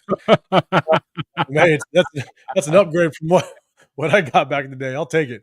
Oh man. Let's see. Assassins, you got overall draft. I think you're saying overall draft a B minus. Let's see. Oh, so Evo, what's happening? A+ for round 6. 2 white dudes in a row. Terra Jack, draft A+. All right, let's go. Jen Slinger. I already mapped it up. Aiken and Linden. All right. Oh, man. Oh, man. Let's trade back. Yeah, right. Could you imagine if we traded back into the 7th? Somehow we just got into Mr. Irrelevant, William Lamp. Man, I think we might stick around just to see. I want to see if anyone gets my boy, man. Yeah, man. Somebody gets our dog. Hey, but I'll tell you one thing, man. This is why those mock drafts was a waste of time. Man, facts. Complete waste. And I was saying it because I went on with Leo and Jeff, and I was sitting there going, look, like it's so hard with these mock draft simulators because it never, I don't know if he's going to get picked, but a guy like Jared Ivey that was getting picked these mock draft simulators around the 3rd round, he's still sitting in the 7th. Yeah. You know what I'm saying? So it's like the mock draft simulators, it's fun. It's fun. But it is not a real depiction of what is actually that's about to say. Yeah, it's fun if you just want to do it, but it's like, but then people get in their mind like this is how it's going to go. So then when draft day comes, they get super upset. They're like, Yeah, facts. Salute to everybody in the chat, man. Hit the thumbs up, man. We really appreciate you guys, man, rocking with us as always, man. Yeah, man, especially with us coming in late. We just want to jump on here for the last couple rounds.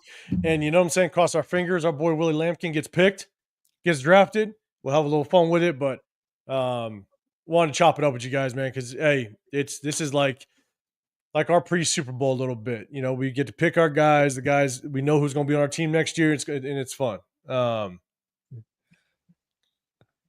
He said AOC MVP. Salute D-Mokes. He been saying that. Cool Kev still likes that Thornton pick. Yeah, that's Thornton. That was it, man. Yeah, I love that Thornton pick. Yeah, Navy Vet. Leo does have a channel, but Chris, it's Cheeto Linus, right? Which is his channel? It's actually Leo. That's why I keep trying to get him. He needs to change his name so it's easier to find. So it's just straight Leo? It's Leo. And then, Leo, so right? Navy Vet, it's straight Leo, looks like. Let's say, Raider Rich, man, you're a B+ overall for the draft, man. The picks in the 6th round just throw me off. That's the hard part. It does, man. Like, let's do this. If you take away those 6 picks, and we'll add them in a second, you take away those 6 picks, what do you grade this draft? Because I probably would have had it at a B+. Yeah, I get it a B. Without the 6 picks. You add those 6 picks in, the 2 6s. It's like B-, C+ territory. Yeah. Oh, you say B-? I'm at B-. I'm probably saying maybe. Well, maybe if C+. If we nail those picks, man, like that could take it to like an A for me. Yeah. Even with Genty in the 1st, right? Like that could take the draft to an A. So yeah. So let's go overall, because it looks like the chat for the most part they're kind of around that A-, B. J Dog draft gets a C+ because you traded back and missed out on linebacker. Demetrius Knight, you like him. And so let's do this. I mean, I know a lot of people in the chat are grading it overall, but yeah, I'm between a B- C+ with those 2 picks in the 6. I could easily justify a C+. Yeah, because I have no clue what those players are going to do, and given the fact that they probably could have been undrafted free agents, why the hell do you pull a 6 on them? Yeah. The quarterback one bothers me, because honestly, it's like, because at this point, if you're going to wait this long, and if you're not going to get a guy that at least has shown some kind of upside, like again, Rourke, I know either if you love him or hate him or whatever, even Ewers or whatever, at that point, then you just say, hey, we'll just rock with AOC. Like, he's our true backup, and we'll just rock with that. That's our 2 quarterback, tandem with him and Gino, and then we'll go to the draft next year. But I don't know, man, with some guys that were still on the board that could that I think could still contribute. That's tough, man. That's tough. Yeah. So I mean, Severe, what were you saying? Were you saying a C plus? Yeah, I'm in that same territory. B minus, C plus. Let's say if we like get Damian Martinez and Isaiah Bond right there, like how differently this draft looks. We take Isaiah Bond and Damian Martinez, like those picks. Even this, even if we don't need another wide receiver, just off talent alone. Like you just add talent to the team. At this in the 6th round, you just add talent. I don't know. It just doesn't make sense, man. Yeah. And honestly, waiting so long to get a linebacker. Yeah. Even though we like the guy, but it's like, yeah. Like I said, Cam Miller, nobody's about to come up and draft Cam Miller. Like teams just clamoring, like, man, he's gonna be there. We'll get Cam Miller now, man. What are we going like? I will say this though, like looking at Cam Miller, just reading about him, it might be curtains for Aiden O'Connell, not necessarily because of Cam Miller, but like just he's a mobile guy. Like they say he's a mobile guy. Yeah, he can move. So like it's like Geno Smith, he's a mobile guy. What is Aiden O'Connell? He's not that. So I think it might be curtains for him. And Noah brings up a good. We're not going to talk too much, chat, because obviously we're going to go live tomorrow night. We're going to go live tomorrow night. We're going to chop all this up. So we're probably not going to. I really want to see if Willie Lampkin does get picked. So we'll stay on for just a second. I am curious. Yeah, but that is a really good question. Is you want day one starters in this draft? So the question is, how many day one starters did we draft? Obviously, Genty. I would think Rodgers, the guard that we drafted, could potentially be day one starter. Darian Porter could be a day one starter. Yeah, I think Porter will. He could be. Yeah, he could be. Who else will start over him though? Only Stokes. Maybe that's the person I could think. Yeah, I think it's gonna be a battle with Stokes. I forgot Stokes is fast too. We got some speed back there, like for real. And all those dudes outside. Ja'Cory Bennett's the only one that's not like hella tall. Baby. Everybody else is tall as hell. I mean, what JB? What 6 foot? 6 foot. Oh, is he? So okay. Yeah, so he's that's like cool size for a I thought it was even okay. Yeah, I mean he got long arms though. He got long arms. Yeah. I think Eric Stokes is like 6'2", I believe. Yeah. So DCam is like 6'3", right? Yeah, he's taller. Super Omicron, what's Leo said AOC is creating a profile on Indeed. Overall B. All right. We're getting some B's in the building. All right, Dixon Sires C- overall. Frank, you like it? You're giving it a solid A. But to answer your question, though, okay, let's really think about how many starters, though, for real. For sure, Genty. Great Nation, what's happening, man? Yeah, we know Genty. For sure, Besh. I think for sure Thornton. So you say Besh as a slot? As a starter in slot. I think he's gonna beat the brakes off Trey Tucker in the competition. Okay. So we'll say he's a slot. Okay. So that's 2. Yeah. Like I said, I thought Kyle Phillips was gonna beat Trey Tucker out already. So yeah. So I think Porter will start. I think Porter could. He could. He's got the potential. If not, he'll get a lot of playing time. He'll get a lot of burn. He'll get plenty of burn. Now Rodgers, I just got to see more of. So especially since we're paying Kappa that much money, that's what makes me hesitant on Rodgers, because we're paying Kappa a lot of money. So and I think they like Meredith at left, so they might probably put Kappa at right because they're paying him $5 million a year. Like yeah, and again that's a spy tech and Brady guy. Ooh, Niners picked Curtis Rourke. Did they? Niners picked Curtis Rourke. Yep. See, Shanahan might be able to get him together in a couple years. Maybe he took Brock Purdy back there. KC just traded up. I don't know if they had a 7th, but they just traded up. So we'll see who KC did. They're trying to get. Yep. If KC gets Willie, never mind. I'm not. Could you imagine? I'm not gonna put it into the atmosphere. I'll be mad because I want to support him, bro. I can't support you over there. Yeah, cool, Kev. Cool. Next to the ABC group. I'm with you. What up, Navy man? Appreciate you, man. Appreciate you. He said Mellet is a Taysom Hill 2.0. He's not as big as Taysom Hill. Nah, Taysom yeah. Hill's a big Taysom dude, was a bro. dog. Taysom Hill's a big physical dude. Yeah. Because I think he's not even that like. Nah. I think he's gonna look like 210 or something. He's 6 foot, like 210, something like that. They picked Brashard Smith, the running back at SMU. Damn, man, he's good too. I like. He is pretty good. That's a good pick for them. Yeah, I'm not even too hip on him. Taysom Hill was 6'2", 221. Yeah, he was a solid dude. He's big. He's not. He's. So your boy LaQuint Allen, he's still out there. Yeah, I'm really surprised Tez Johnson didn't get picked, man. He ran so bad. He killed at the Senior Bowl, but he ran so poorly. That's him and Restrepo. Him and Restrepo both there. Both guys, they're smallest guys, and they both ran poorly. But that's good because Tez Johnson gonna go to the Broncos. We all know that. Yeah. Probably. It makes sense. Yeah. Shoot, I can see Pittsburgh going. No, I can see Pittsburgh going Isaiah Bond.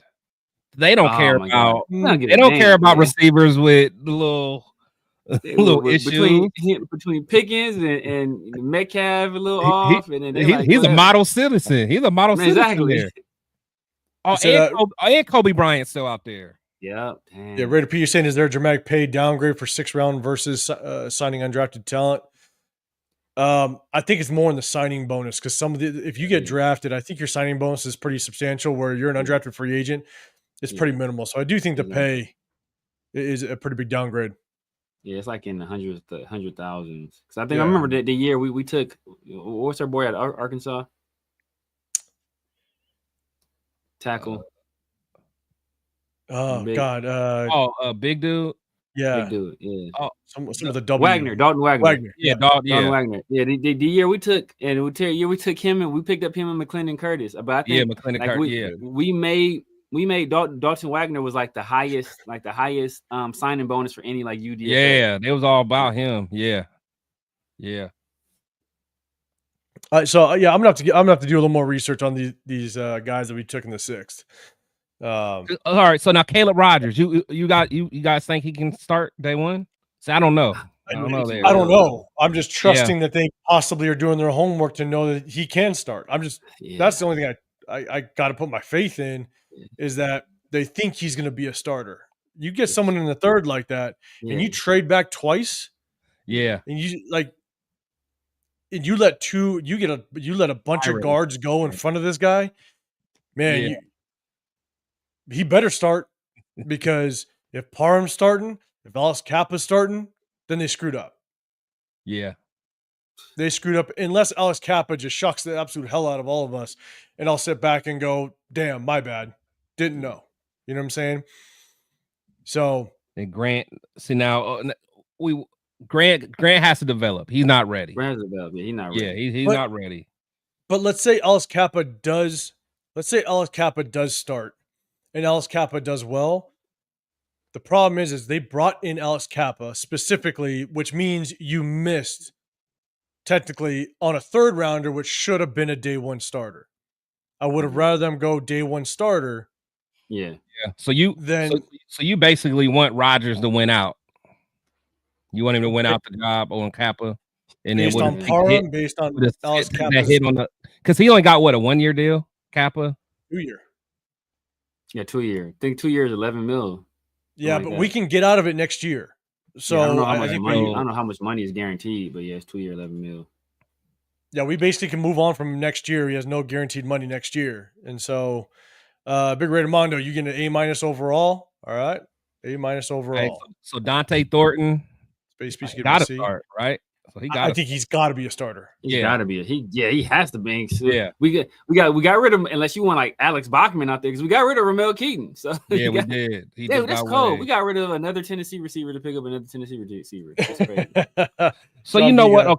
Okay. So let me say this. B+. Okay. So then, if I'm really looking at it, because I always say if you can get 3 starters in the draft, you're doing good. So we're really saying Genty, Beck. I think Porter, and then Thornton. I mean, that's 4. And then if Rodgers becomes one, that could be 5. No. That actually is a very good draft if it happens like that. See, but the thing is that we're such a bad team. These people more so wouldn't start at other teams. Yeah, they have to start out of necessity more than anything. Like Genty obviously is going to start no matter where he goes, right? You know, like but like these other guys, like it's almost out of necessity. Like I don't think ideally teams not starting Dante Thornton. Like ideally, you know. Nah. I mean, he's just, you know. Yeah, he's kind of a one-trick pony. Denver run he the full is route correct. tree at Tennessee. You know, like he's going nines, digs, posts. Like that's you know, like slants. That's the only stuff you really want to like catch and run type stuff. He's not going to do a lot of comebacks and a lot of you know. But the thing is, when you have a Brock Bowers, that's really all you need him for. Just open up that middle. Really. Yeah.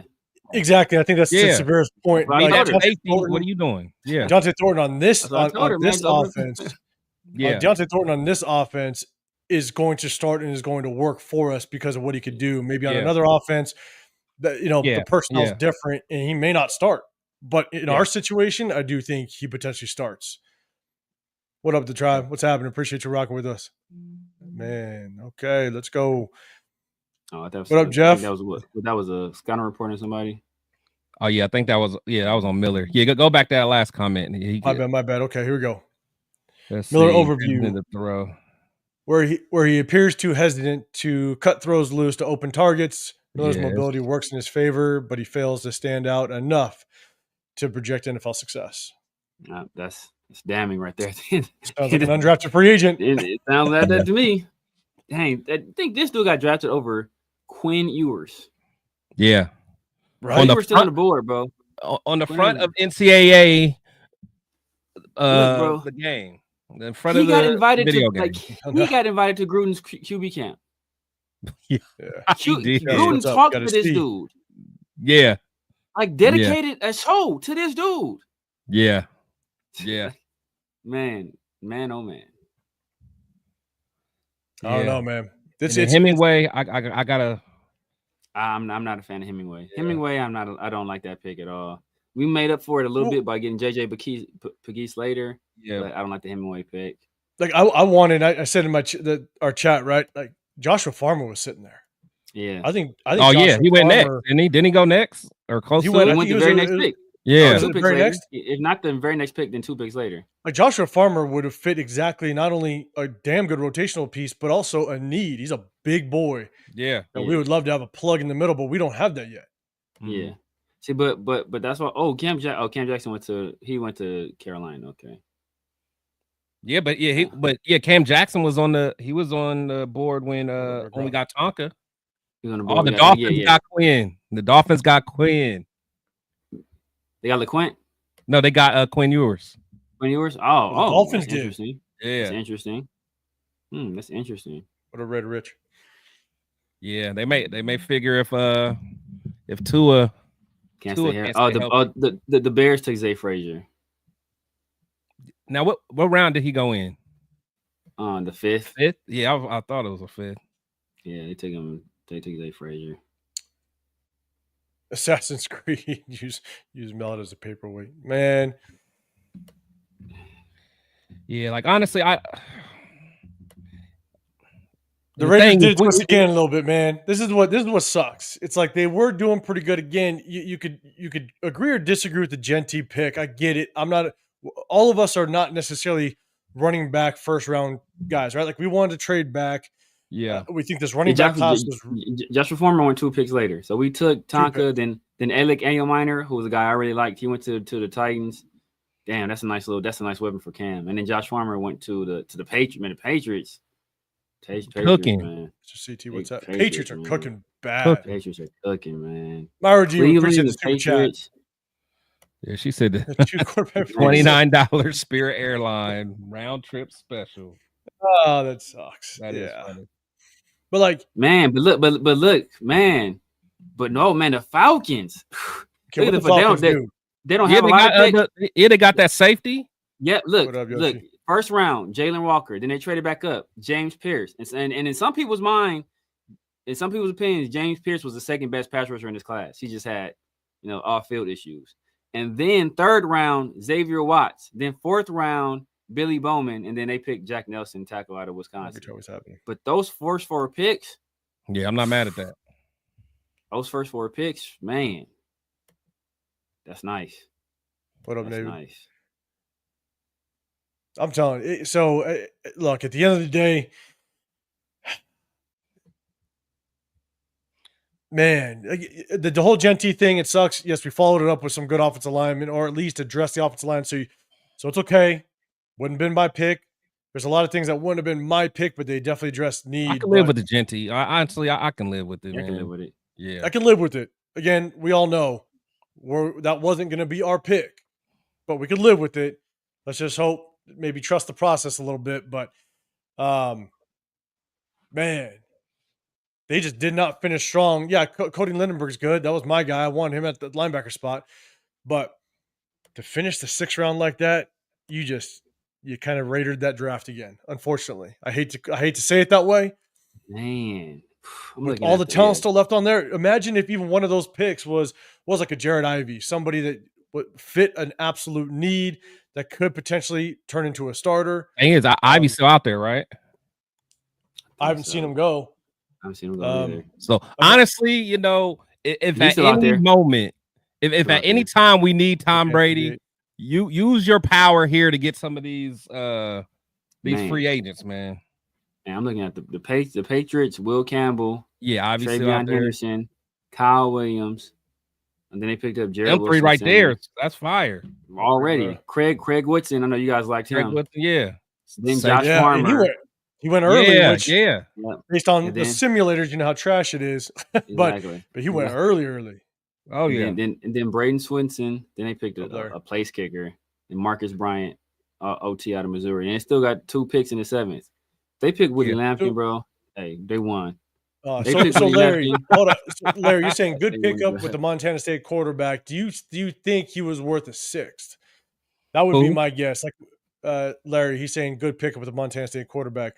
My question would be, do you think, whether a good pickup or not, do you think he's worth a 6th? Because again, they just feel like they got undrafted free agent written all over them.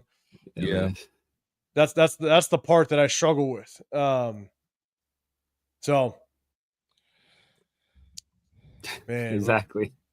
There can only be one. Yeah. All right, let's technically, Von Miller's still free agent.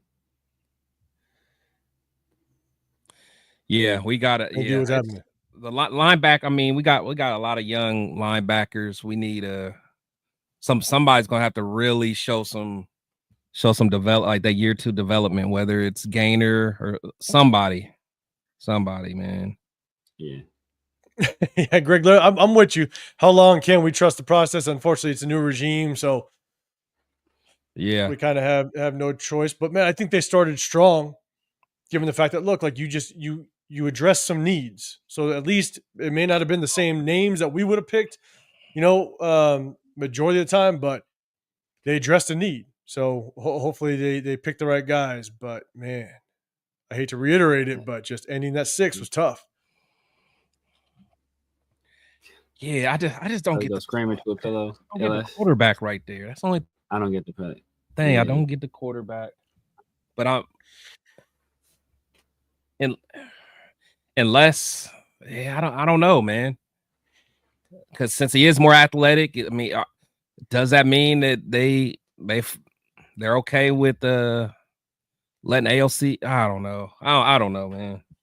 Jen Singer says Zy Alexander, Jared Ivey, Jamari Harris, Jay Higgins, Ricky White, Jackson Woodard, all UDFAs. I'll take those. I'll take Jackson Woodard. I'd take Zy Alexander, Jared Ivey, Jamari Harris. I don't know much about him. Yeah, I don't know. Jay Higgins, I don't know much. I'd take Ricky White, Jackson Woodard, 100%. So definitely like the list. There's guys that still can compete. Yeah, facts.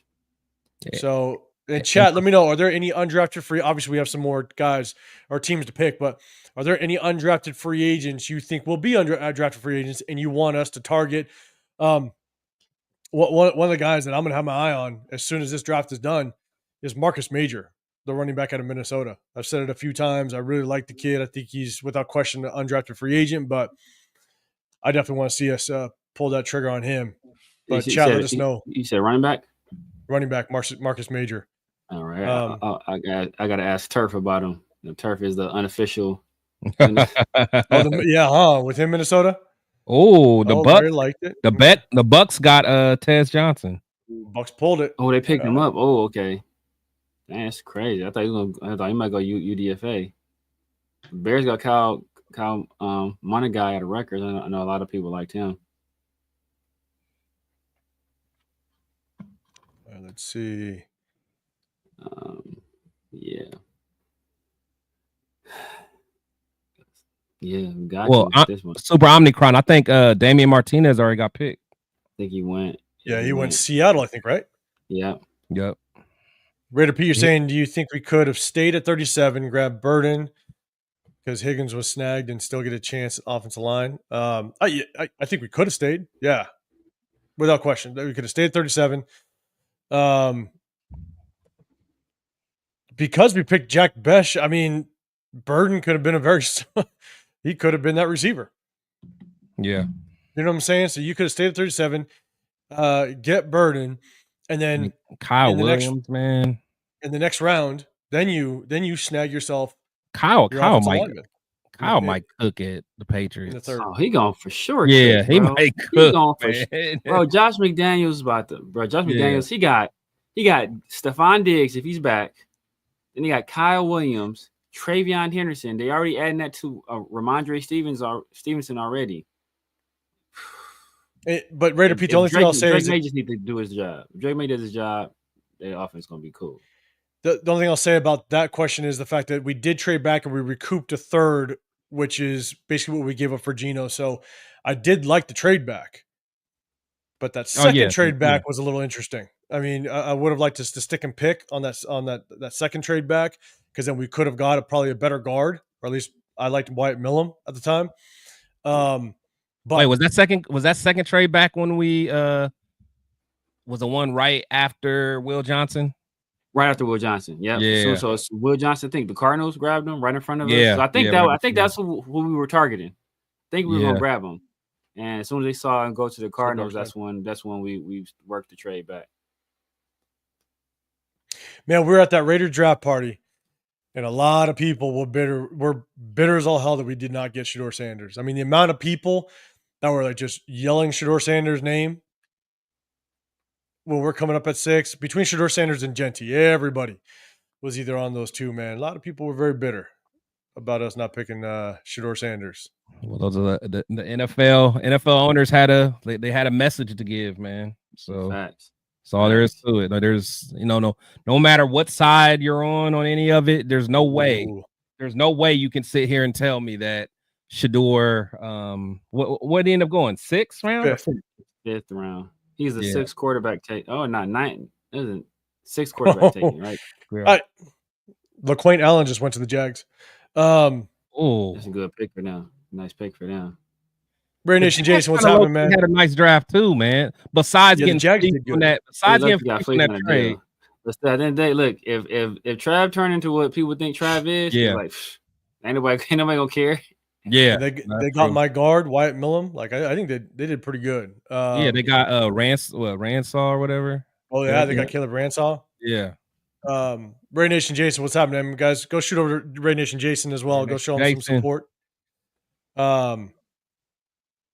Man, but I guess here's the thing though, is we talked about it for a split second. I know a lot of people have been talking about it, but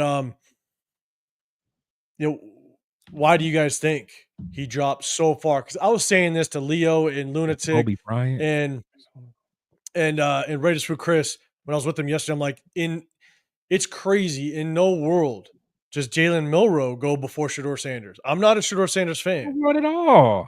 No, like, at all, man. Bro, Dylan Gabriel. Right.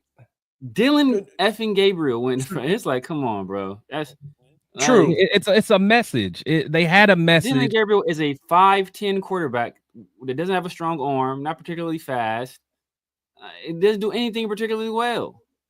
He throws with anticipation, but he doesn't have a rocket. He's just So like that's I think for me that's my thing is I think that those front offices, the organizations, they were like, screw this, we're not dealing with Deion Sanders. Possibly. You know, obviously there was a lot of rumors that Shedeur did not interview well. He came off like extremely arrogant or whatever it may be. But you know, at the end of the day, again, he wouldn't be my pick at 6. I had a 3rd round grade on him, but for him to get to the 5th, to me, I felt like, man, at some point, this is more of they didn't want to deal with Deion's personality. Because all it takes is for that starting quarterback to have a game or two that's not very good, and because Deion's access to everybody in every front office, I could see him all of a sudden getting on the phone and be like, "Hey, what's the deal? Why isn't my boy in the game? Look at this guy." And I think they just didn't want that headache. See, I don't even know. But that's not even because look, no, nobody's doing that to Arch. Archie Manning, who is not his dad, but his grandfather, right? Like that dude literally refused to let his son go play for a team that selected him. So like, don't come to me about and don't come to me about like, oh, he might interfere and do this. This dude literally said, my son is not going to play for you. Yeah, don't so like, bro, I don't want to hear about, oh, he might interfere. This dude literally told a team that made a selection that my son will not go there. And nobody bats an eye about drafting Arch and talk about, oh, his family, the Mannings are too powerful. Peyton Manning is one of the faces of the league. And then Eli Manning is also a guy that's heavily involved in the league. And then, you know, Archie Manning, obviously, he put that stuff. Like, nobody's saying that it's about Arch. That everybody's clamoring to draft Arch. So if Arch don't fall next year, I don't want to hear nothing about it being about Deion. We know what it's about, man. It's obvious what it's about. Obvious what it's about, man. Obvious what it's about. And it's sickening. Sickening. Here's the thing, though, and we'll see how Archie Manning's handled next year. We'll see, right? We saw it already. No, we saw it. But I think if you compare what happened last time versus this time, I think the only difference is social media is wild. The access that these people have, like we just saw it basically on the TV screen the day of the draft, maybe a little bit right before if he was vocal about it. And the thing is that it was basically like a draft day thing. Nowadays, it is a 24-hour thing for probably the next who knows how long. I mean, Deion Sanders can go to social media and millions of people will all of a sudden just understand exactly what his mindset is on a constant basis because of social media. I think that's what really worries, or again, speculation, but this is what probably worries a lot of these front offices is that Deion Sanders can just rip on social media and now it's just drama. See, the thing is, I think they're giving Deion actually too much power. I mean, because Maybe. like we're talking about $1 billion franchises here, you know, making decisions. And if someone's father who, okay, say he is unhappy and he wants to go to social media and complain, so what? Like who? I mean, in the grand scheme of things, who cares? It's not like Deion has power to like to call someone and bug them. Like Deion's not gonna call the owner but like if you don't want to talk to Deion, if you don't want to give Deion access, don't give him access. You're like, okay, if he goes on his morning show and complain, what Deion has a whole full-time job coaching. Like, yeah, he of course he's gonna want his son, but he's gonna want his son to play. But okay, if Deion complains and moans and groans, who cares? We are a $1 billion we are $1 billion organization. Who cares what Deion says? That's like how I see it. Like people are giving Deion too much like power. Look at it like this. You talking about like going complaining? Archie Manning, former NFL quarterback, father of Peyton Manning. You don't think that at any point, if he had some issues he wanted to voice, somebody at ESPN, somebody at Fox Sports, somebody at one of these networks wouldn't say, you know what? Let's have a sit-down interview. Say whatever you want to say. Say whatever you want to say.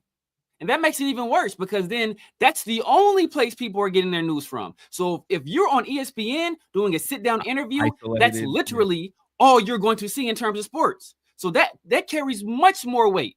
Now it's so many different places you can look at. You can ignore Deion Sanders. Freeze him out. Don't have him on TV. Yeah. But if you're Archie Manning at that point, the father of Peyton Manning, bro, you want to go on TV and do that? and air out a franchise, you have the power to do that. So I guess you're right, and you got the same power today because ESPN is still ESPN. Yes. So you have the same power today to go do that, but now you have other avenues to be able to go and attack. The only hard part is that how much can Deion, if he wanted to, right? He's going to protect his son. He said it day in and day out. I'm going to protect my son. I'm going to do it right by my son. Is you could potentially, depending on how strong that locker room is, that coaching staff is, you could all of a sudden ruin a portion of the locker room by throwing a bunch of shit out consistently that all of a sudden now that quarterback that's starting for that franchise, he all of a sudden is now throwing an interception, not playing too well, and now Deion starts opening up his mouth. And I just don't think organizations like, look, I just don't want the headache.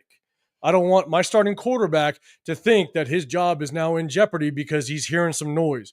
Because as much as you can block out certain voices, you also can't block out what your individual players are choosing to hear. And if it affects that starting quarterback and it affects your locker room, I honestly think, one, I can say it in two ways. One, it could be a valid concern. You don't want that. And two, maybe this is a warning shot basically to Deion Sanders and anybody else that wants to try to pull the shit that they just pulled. That's what it is. It ain't gonna happen. Not gonna happen. That's what it is. That's what it is. That's probably what it most likely is this is a warning shot from the NFL. Yeah. Because there's no way, as much as I'm not a Shedeur fan, there's no way Fifth in any round. world Shedeur drops to the 5th round. That is pretty crazy. Yeah, man. Send that same shot to Arch Manning next year. Let's see if that happens. Let's see if that same shot gets into Arch Manning. Because look, we worried about what Deion potentially could do. We saw what Archie Manning actually did. So one is speculation, one actually happened. Yeah. So I don't want to hear that stuff next year about, it's it's just nah, man. Kill that noise. Kill that noise. So but we will see. Because yes, if anything, it sounds like it definitely was a little bit of a warning shot, and we'll see how it all plays out next year. Steve, what drama was there? What drama was there coming from the Sanders camp? What drama? See, that's the one I'm talking about, bro. What drama came from the Sanders? What did Deion or Shedeur or Shiloh say? Nothing. The only thing they did was exist. The only thing that Deion said was that he came out on that one interview saying that there's teams that he will allow his son to play for. No. Somebody said there's drama on draft weekend. Oh, draft weekend. How did they create drama? Was there drama on draft weekend? I don't know. But that's media's going to talk about the media. Yeah, the media. That's a star player regardless. That's a star player. Media is going to do what media does. Media is going to do like that's just a wildfire that no one can control that though. No one can control that. That's a star player. If Aston Genty does something, the media is going to cover it. If Jack Besh does something, the media is going to cover it because he had that story with his brother. So like these are like media's are going to gravitate toward stories that's going to draw eyes. That's not drama. That's what the media chooses to cover. Yeah, but it's not nothing they created did that. Nothing they did created any drama. That's just coverage that the media chose to cover. Yeah, that prank call was pretty wild though. And they were victims, bro. That's not wild. Like they were victims of a prank call. They didn't go, man, what you need you to do is call me and make me look like I'm going to get drafted. Like, they were victims of that. Only thing you saw was Shiloh constantly saying, yo, bro, I got you, yada, yada. Joking with Deion, like, man, this is your fault. And like they took this completely in stride. They didn't throw a fit. They didn't get angry. Mel Kiper was more angry than they were. Yeah. So it's like. And you know what's bad about that prank call is the fact that Shedeur was like, no one even has this number. So it's probably only the NFL teams. That phone's probably only for the NFL team. Yeah, like look, the speculation is that the Giants' daughter goes to Ole Miss. The guys that made the prank call, the Giants' owner's daughter goes to Ole Miss. The guys that make the prank calls were two guys from Ole Miss. Because they found who did the prank call, right? Yeah, some guys from Ole Miss. That's what I'm saying, man. It's what I read. There was some guys from Ole Miss. And then the Mara's daughter, I think, or one of the I don't know if it's the main owner or one of the other owners, their daughter goes to Ole Miss. That was wild. I mean, I'm serious. I mean, just It's for someone to have access and pull that type of shit, man. That's brutal. That's brutal. Frank Weber, Like, and that's Shiloh did it. Stupid. Yeah. It's wild. Salute What Rebel. up, Rebel? What's happening, man? Hey, guys, go make sure you guys go support Rebel as well. Always throwing content in. Hey, man, Rebel, you do the late night ones too. So Phil Maffa, everybody guys go roll over there. Oh, Ricky White to the Rebel be working. Damn, the Seahawks are taking a lot of guys. People on it. They took Damian Martinez. They took Ricky White the third. Yeah, they got White. Cowboys just took Maffa. I must say I kind of like Maffa, man. Yeah, some people like Maffa. Clemson. Yeah, look, Quentin Allen to the Jags. The Rams kind of been cooking too. Classes are horrible. See what they did. Yeah, chat. Let us know what other teams actually killed the draft in your opinion. Chat. Let us know. Put in the comment sections. I'll put them up. Yeah, let us know who else just killed the draft a little bit. Again, I think the Patriots. Yeah. Just because the Rams. I like they got Chris Paul Jr. They got Josiah Stewart, guy. Stewart. Yeah, on the other side of Jared Verse. Yeah, they already and you already know how I like. Nasty. And I like Braden Fisk, of course. And then they got Tay on the other side. They got Tay on offense. Yeah. The offense is always going to be cool, though. Yeah, that's what I'm saying. So I like what they did on D. Ty Hamilton for Ohio State. I'm trying to remember if I don't remember him. Really, yeah. We said the Chargers, man. Nothing the Chargers do is good. Damn it. The thing is, I grabbed Marion Hampton. They did though, man. I'm about to say because it's hard to say. Man. Yes, they actually was Marion Hampton. Oh no! Oh my God, Arizona. Man, look at Arizona. Marion Hampton, Trey Harris, Jamari Caldwell. Oh, they did get Trey Harris too, didn't they? They got Trey Harris. Yes, Jamari Caldwell, R.J. Mickens late. Yeah, Kyle Kenner, Aronde Gadsden Jr. at tight end. He's nice too. He's a converted wide receiver. They converted him side. We already know his dad. Oh yeah, why'd make that Aronde Gadsden Jr. Aronde Gadsden. I think both Frank. What about the Steelers? What about the Steelers getting Jack Sawyer to learn under under Watt? JJ? Yeah. TJ. Yep. And then they got they got that big boy Yaya, the DT, Yaya Black. Yeah. Big. And look, good project. They actually picked up Will Howard as a quarterback too. Yeah, I'm not mad at that. As a different project. Yeah, getting them there. I'm not mad at that. And then I definitely liked what a Raiders smoke. What's happening? Oh yeah, I like the Ravens. Got Malachi Starks, Mike Green, Emory Jones, Teddy Buchanan. I like that. They got your boy Peoples later on. Yeah, Peoples. Yeah. The Ravens. That's a good draft right there. Yeah. Side piece season. Yeah, that's a good draft. Speaking of side piece, let me see what my side piece doing. Easy said Miami drafted good. Yeah, we have to, see with the Packers. See what the Green Bay Packers up to. Because we're going to be going live on tomorrow night, guys. So make sure you guys tap in with us tomorrow night because we're going to try to break all this thing down. We're going to dive a little bit deeper into who those 6 rounders were. But make sure you guys hit that like button, subscribe if you can. We appreciate y'all. You got Chris, Protect Show Podcast, got the Severe Raider. I'm 805 Raider, Real Talk, Raider Nation, man. I appreciate everybody tapping in with us. We go live on Sunday nights and Tuesdays. We just want to tap in at the tail end of the draft and chop it up again and still see if our boy Willie Lampkin's going to come off that board. We're gonna see what happens. Shout out to Luis, man. Luis is in the chat. Man, and the Ravens just got Garrett Dellinger too. A guard. Did they? They got Garrett Dellinger. Yep. Luis is in the chat upset. He said we should have hired Jim Harbaugh. I don't think Jim didn't want to come to. Yeah, I don't even think Jim wanted to come here. I think that was the problem. He wanted a quarterback. Yeah. AFC West showed out. Yeah. But here's the other thing, right?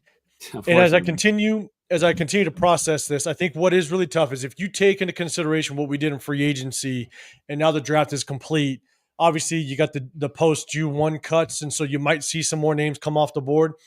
And so, but here's my thing: is if you take free agency, maybe this is something we can kind of think about, and we'll talk more about it tomorrow.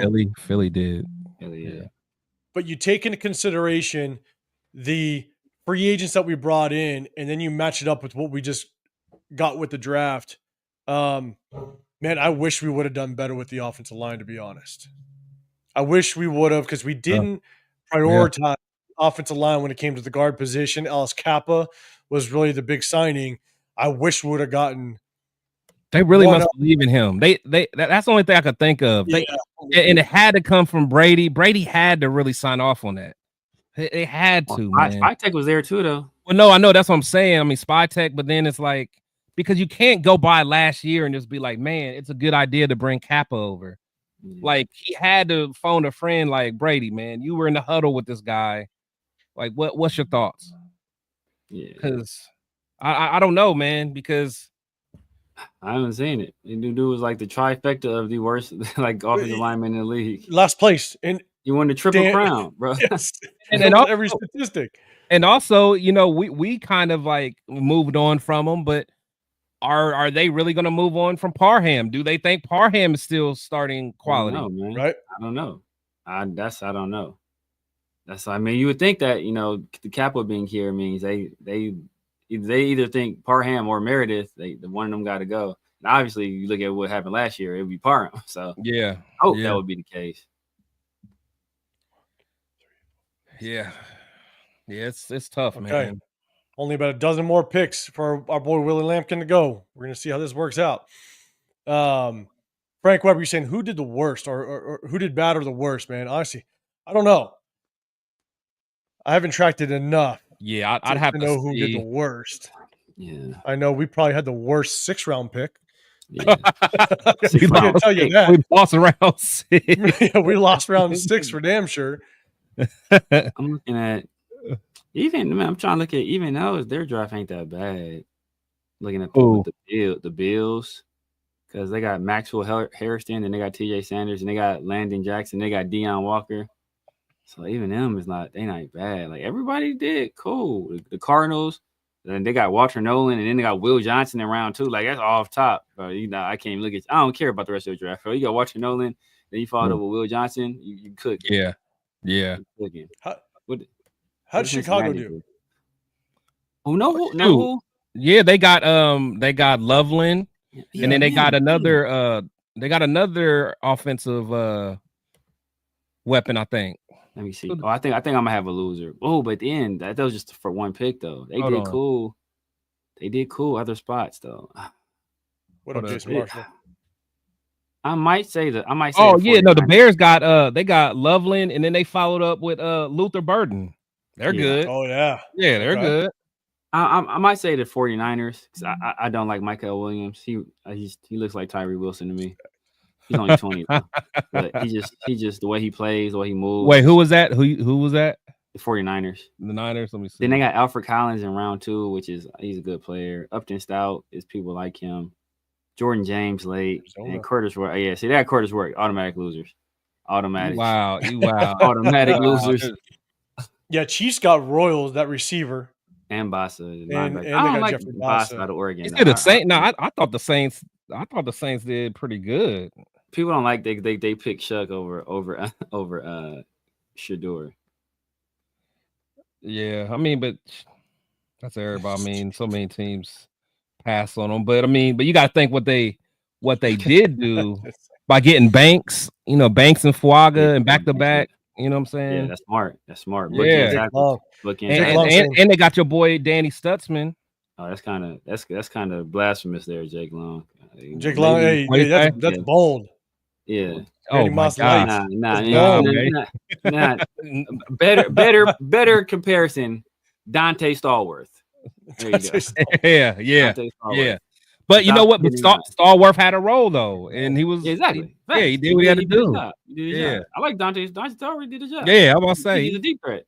Yeah, just keep him away from the car. I almost went Joey Galloway, but but Galloway actually Galloway could do a little more though. He do a little more. Yeah, like you can give him a reverse, and you can.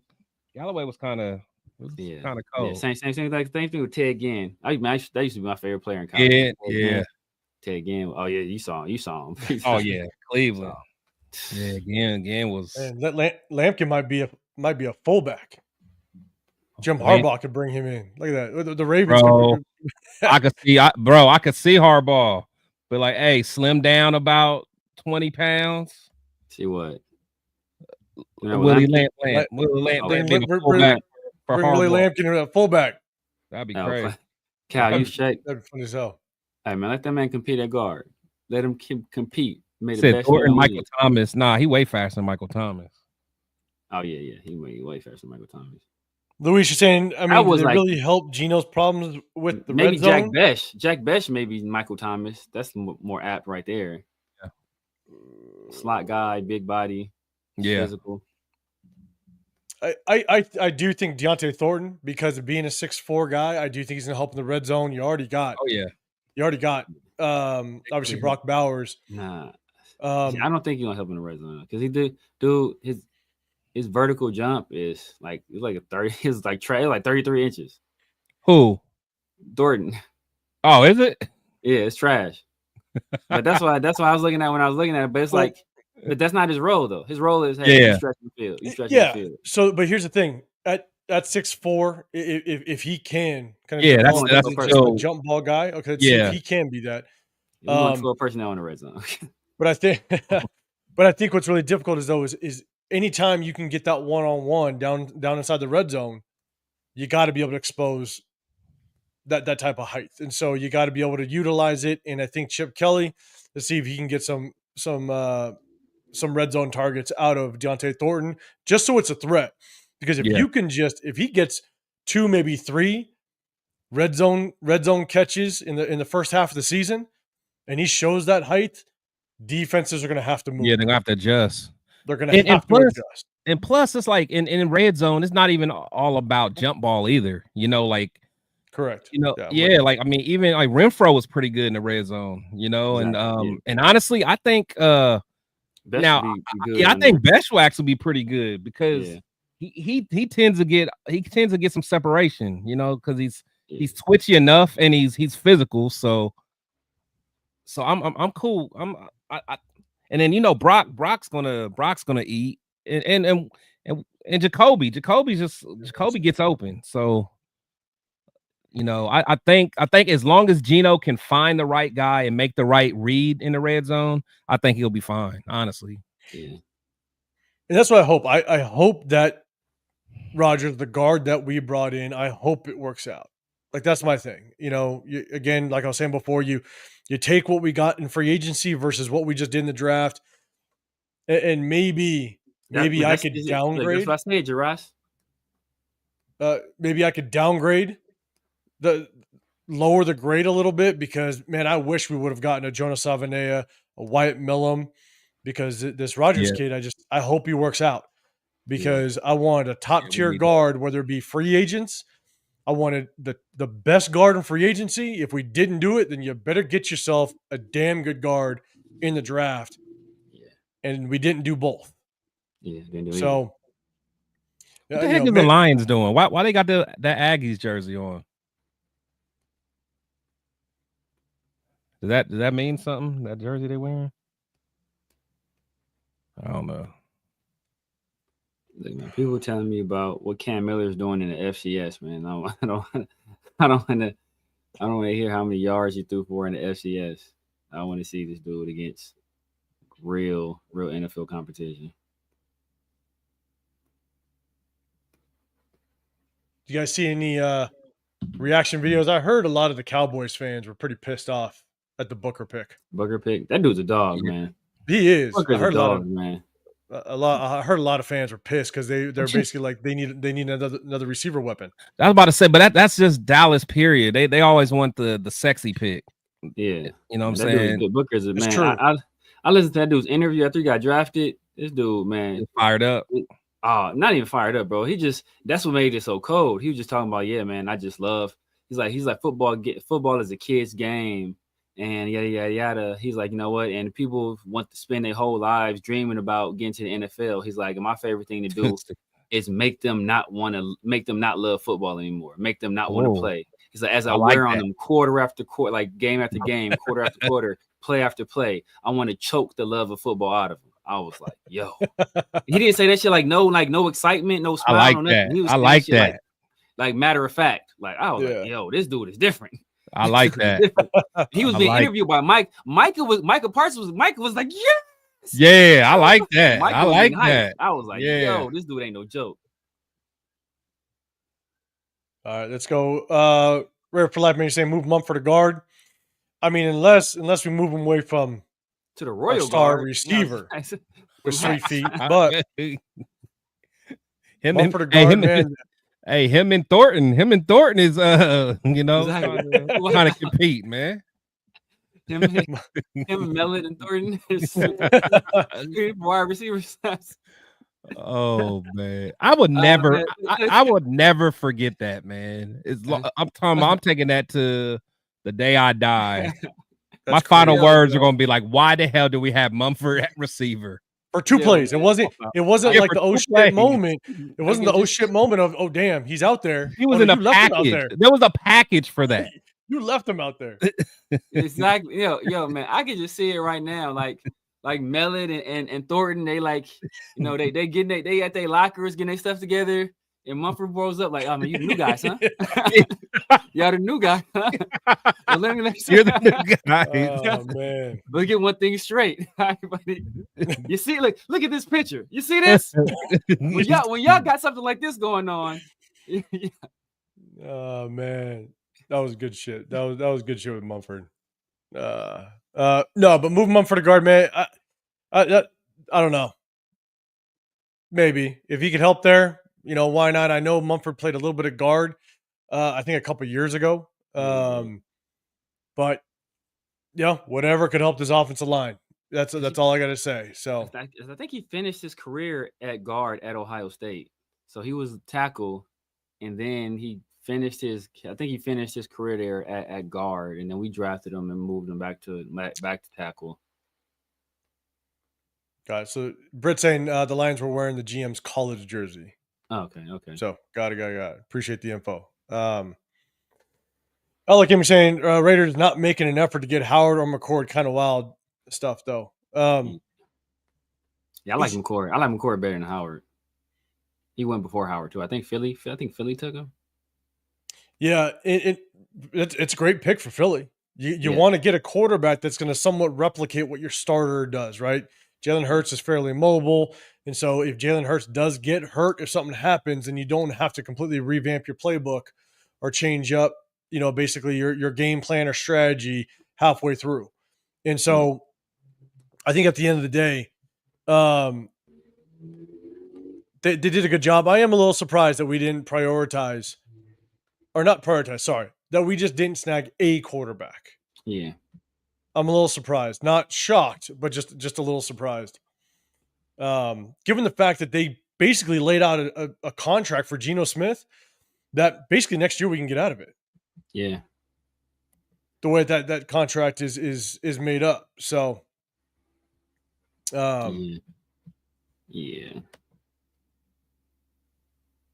But Will Howard would have made all the sense in the world. Obviously, with Chip Kelly and the history, if we did pull the trigger on Will Howard, whether you like him or not, it would have made sense.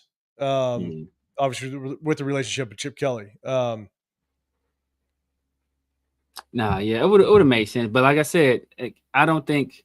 I mean, I think this draft, I think it showed Tom Brady, maybe he didn't feel comfortable with Shador, and that Chip Kelly, obviously, he wasn't all in on Howard because we passed on him, multiple times. Or, Chip Kelly didn't really have any say.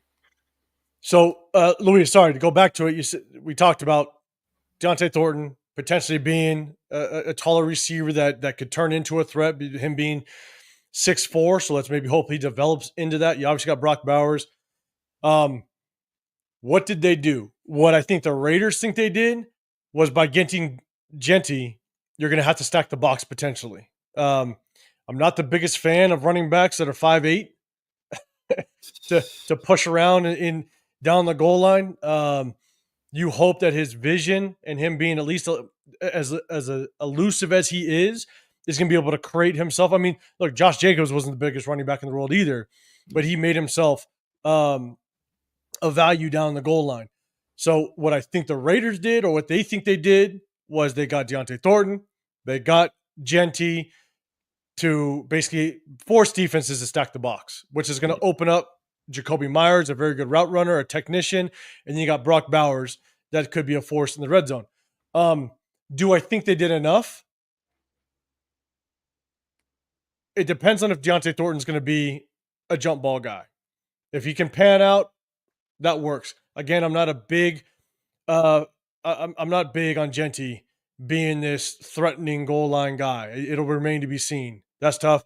The hard part is the offensive line. Yeah. It's kind of what I just went back and said. We didn't get a top tier guard in free agency. We didn't prioritize it in the draft. And so it still remains to be seen. The way that they address the offensive line, is it going to work out next year? There's guys that maybe could develop. You know, Severe, your guy, your tackle Charles that Grant. You like, Charles Grant, he could develop into it. Maybe not next year, but the year after that. Yeah. And so, you know, I'm not a fan of the lack of attention that they placed on the offensive line. Let's put it that way. And that helps in the goal line. So that's tough, man. Severe, what are your thoughts? Do you think they did enough? Yeah, I mean, it was so many holes. You know, you only have so many selections that it's hard to really to fill them all, you know. And so the fact that they didn't they weren't super active in free agency, it left more, and they a lot of our previous guys left, and some of the people that were here probably aren't, you know, starter caliber players. So it left us with a lot of holes. It seems like in free agency we spent, I think, most of our money on defense, but you know, in the draft, it looked like we made our heaviest investments or heavier investments on the offensive side of the ball. So it still holds, obviously. You know, like I said, Deontay Thornton, I don't have any faith in him being the jump ball guy. I don't even know.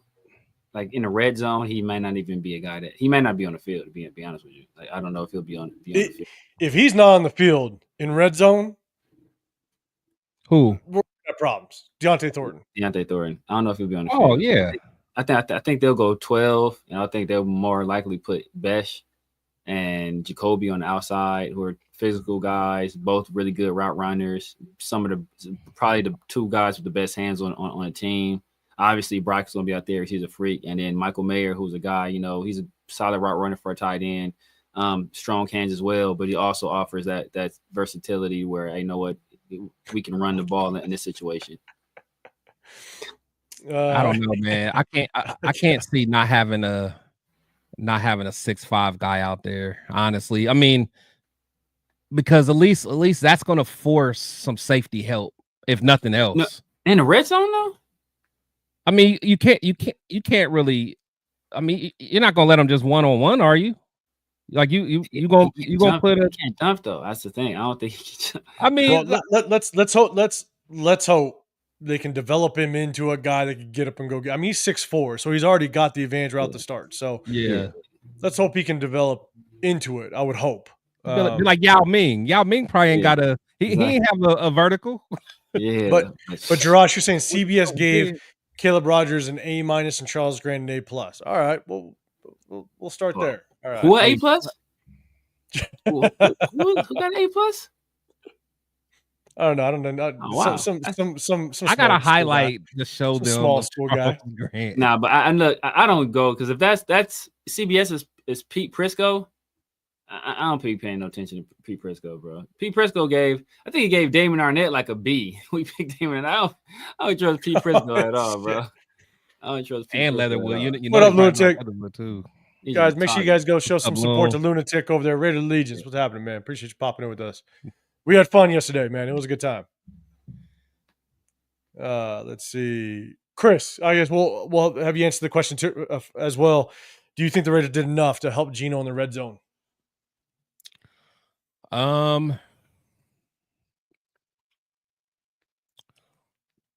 I think they did. Honestly, if I think about it, because I think Beck will be good enough, because of his toughness. Because again, like I said, he kind of reminds me of, I mean, not as like compacted, but like I said, that Hines Ward, and Hines Ward was very good in the red zone, and he wasn't really that big, but and I think that just having a running game, helps you so much in the red zone because you can play action. If you have a true threat running the ball, because teams aren't going to necessarily respect Zamir White or Dylan Labe, getting a fake handoff. So with Genty, you really got them linebackers really gonna have to cheat up and respect it. So, and then adding a 6'5" receiver, at least just for the threat of it, I think helps. So I would say yeah, I'm cool with it. Do you think? It's one question and really interesting, right? You get yourself down in third and 2, 3rd and 1, 4th and 1 on the goal line. Yeah. You pick him at 6, so Genty better be the guy. But do you think Genty is that true goal line guy? Oh, he better be. He better be. He better be, without question. At 6. Do you think he is though? Yeah. I do. I saw some of your shoulders just drop. I do. I mean, he runs hard enough, man. I don't know. I mean, he's stocky as all hell. He's got very good vision, but like that is the hard part. I struggle. But you don't think he gets to I mean, I'm not gonna say top speed, but I mean, I feel that he can get to a powerful speed fast enough. That's really all you need at the goal line to get, Yeah. He is explosive though. I mean, you know what I'm saying? He may not necessarily be a home run hitter. He's explosive. You don't think so? Like, I do. So semi-explosive. Really? Semi-explosive. I think he does get to top speed fast, but like I said, his top speed is not, he gets to 0 to 60 fast, but his top speed is like 70. So it's like so he's not like but yeah, but I think like it depends on how well his ability to break tackles translates to the NFL. Now he might have to stop that old standing straight up stance. I'm about to say you better correct that goddamn stance. He might have to stop that. He called Gruden. He's like, I think Gruden asked him that question. Yeah, I think he did ask him that. Gruden asked him like, "Hey, what are you gonna do if your next team tells you to change up the stance?" And he said, "I ain't changing it." Yeah, I heard him say that. We'll see though. He gonna still do that. I mean, like I said, I don't care how he stands, bro. As long as you need to get rid of that fumbling issue he had. Yeah, the one thing, for damn sure, get rid of that because that's the quickest way to getting Chip Kelly's doghouse. So, and here's the thing with Genty is one of the concerns I have is he does a very good job of when he gets the handoff. He does a good job. He's got good vision. Yeah, but he does seem almost too patient in the backfield when he's trying to navigate through the offensive line. And can that change knowing how quick the NFL is? Because if you watch him sometimes, there's just a delay. There's a delay from the point he gets the ball to when he makes that decisive decision as to where I'm going. And my hope is that, again, the NFL is not only much quicker than college, but the NFL is much quicker than the competition that he faced. Yeah, I'm just curious to see how he's going to be able to be just quicken his decision to the line of scrimmage at the point of handoff. And so that's one of the concerns that I have. And again, hopefully it's not a concern. He proves me wrong. What's up, Rosetown? What's happening? I'm not too worried about that. Anything like instinctual and vision wise, I don't have no. It should translate, but the only thing is that like it's like Luis is mad. Luis Berrios He's been going off. He's been going off, but for how long? For 2 we've been off for two and a half hours. He's been going off 2.5 hours, bro. Like Spy Tech better never cross Luis's path. I'll tell you that right now. But think about that is like a lot of instinct and even vision, right? It's like reading or anticipating things happening before they do. But when you're in the Mountain West, those things happen a lot slower. Yeah. So Good like point. it's not the same. It's not the same. It's not the same from the Mountain West to the Big Ten, let alone Mountain West to the NFL. Like Correct. he ain't point. bouncing off no tackle from Chris Jones. Like Good point. he ain't going about the I'm bouncing backwards now. I'm gonna run. Like that ain't Yeah, happening. yeah, Chris yeah. Jones get his hands on you, bro. You going down, right? Yeah, that's a good you point. ain't getting out of that Correct. tackle. So it's going like you ain't bouncing off no tackle from Derwin James. Like he get his hands on you, bro. You're on the ground, so it's gonna look different. He's gonna have to, like I said, people talk about he's a home run threat. I've seen on several occasions where, like, this how bad Mountain West Conference was. Like he would look behind him and stiff arm guys from behind him, and they would just fall. like the dudes are catching up to him, hawking him, and he stiff arm them, and they just fall. And like, oh, touchdown, Ashton Genty. Like, bro, like that ain't happening in the league, bro. Yeah. Nate, yes, I wish we would have prioritized the line a little bit more. I'm with you, man. I'm with you, and yeah, Luis, you mad? I get it. I get it. Just go ahead, voice that frustration in here, man. We're your support group right now. That's what we are for you.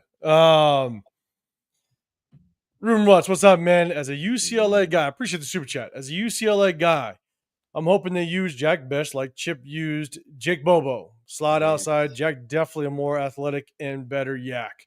Yeah, Bobo's bigger though. Catch. Bobo's bigger. I think Bobo's like 6'4", 6'5". Jack Bobo was a big dude, man. Bobo was a big dude out of Duke, and he transferred to UCLA. He's a big guy. He's with Seattle now. But he's a big dude. Ruben, Severe, this side. Shit, I don't know. Severe. Yeah. I finally have my camera right and it's messing me up. You finally reversed it. Yeah. That's it. Yeah, I have two different cameras. Yeah.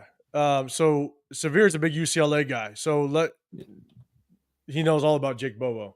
Yeah.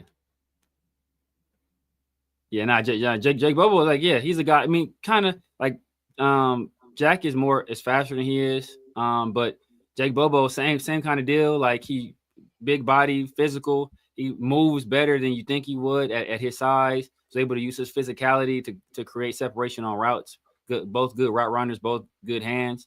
So, and Jake Bobo was eating when he was at UCLA. So, and apparently he was killing it up in Seattle as well. I think that's part of the reason why they felt comfortable letting DK go. Not necessarily they're going to replace all of his production with Jake Bobo, but he's a guy that they feel can produce with him and JSN. So, yeah. Jake Bobo was nice. So look, appreciate the super chat, brother. We're gonna do this. We're gonna stay on here for about 5 more minutes because after the Chargers just picked Traquise Bridges out of Florida. Actually, it's Mr. Irrelevant, right? Yeah, he's got one more. Yeah, one more. Yeah, this next one more, and it's New England. Could it be our boy? Come on, chat. Man. If it is. Man, we'll see. All right, so we're gonna hang on. Josh McDaniels. Man, Josh McDaniels, man. Took Henderson. If he take Henderson and Lumpkin for him, bro. Willie Lampkin, man. Let's see if he gets pulled in the draft. Mr. Irrelevant. It would be pretty classic if Willie Lampkin went last pick of the draft. That'd be yeah.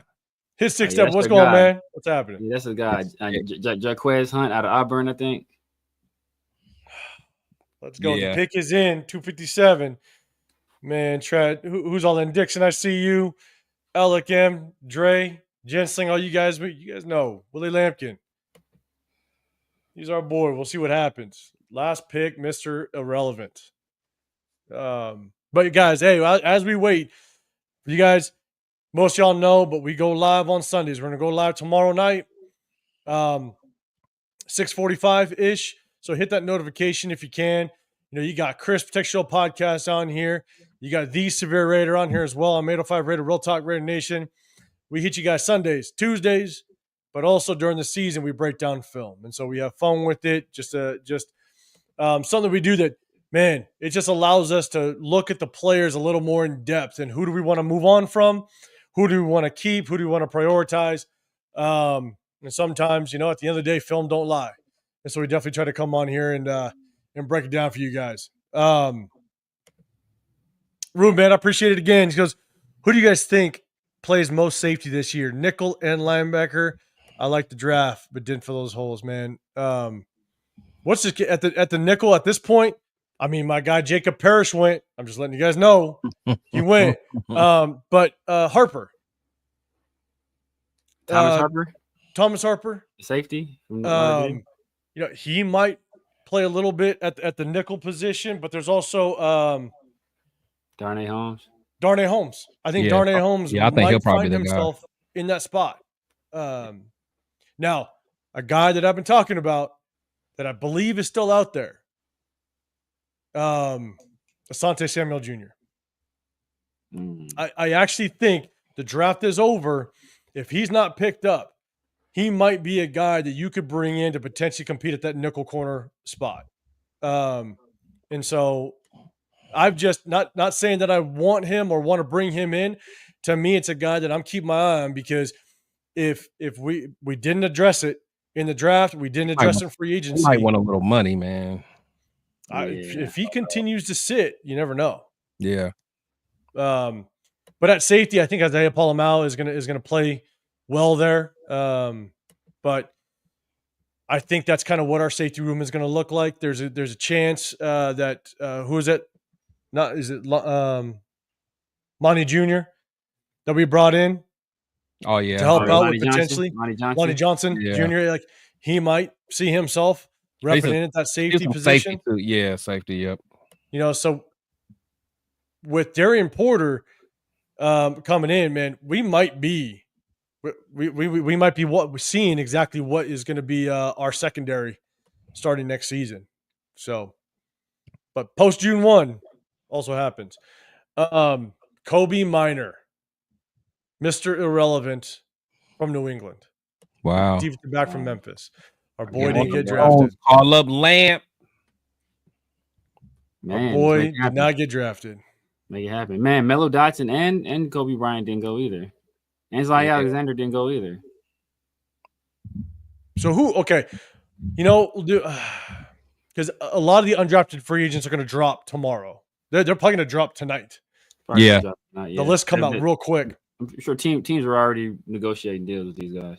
Yeah, and so SoCal exactly. Let undrafted free agent calls start, and so the list is going to drop. So we're definitely going to look over that tonight and see what guys are left. But man. Woodard is still out there. Did Jared Ivey go? Oh. Nope, he's still there. 6'6", 274 too. Yeah. Jared Ivey was projected as potentially a third rounder, fourth rounder. Yeah. So I don't know if something popped up that I didn't see. Character issue, something. Yeah. I saw the story. They did a little bit of a segment on him, and he looked like he'd be a good character guy to bring in as well, but all right, but let's do this, guys. Draft has concluded. Our boy Willie Lampkin did not get drafted. Didn't make it, man. Maybe he might be a UDFA with us. Who knows? And if how crazy would that be, though? How crazy would that be? Amazing. If we get all right, let's do this. If Willie Lampkin is a UDFA and we pick him up, all three of us, chat, you got to help us out.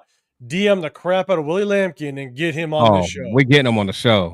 Get him on this show. We gotta get him on honorary member too, man.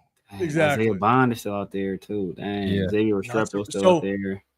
That tells me that there might be some traction to those allegations. Yeah. That it's just it's tough. Our boy Nick Nash. It's tough, man, especially in the society now. It's just from my understanding, like I didn't look that much into it, but from what I did see, is it just his word versus her word type of thing? I mean, there's no real evidence or anything, is it? Yeah, not that I don't know. And right, you're saying Bond turned himself in. So here's my thing: is did he turn himself in he knew the allegations that warrant was out there. So he's like, hey, I'm just going to turn myself in. And sometimes that's a sign of when you get a warrant, you do that. Yeah, like that could be a sign of, hey, I'm going to turn myself in because I got nothing to hide. So let me just go turn myself in. Yeah. So I don't know. It's innocent until proven guilty.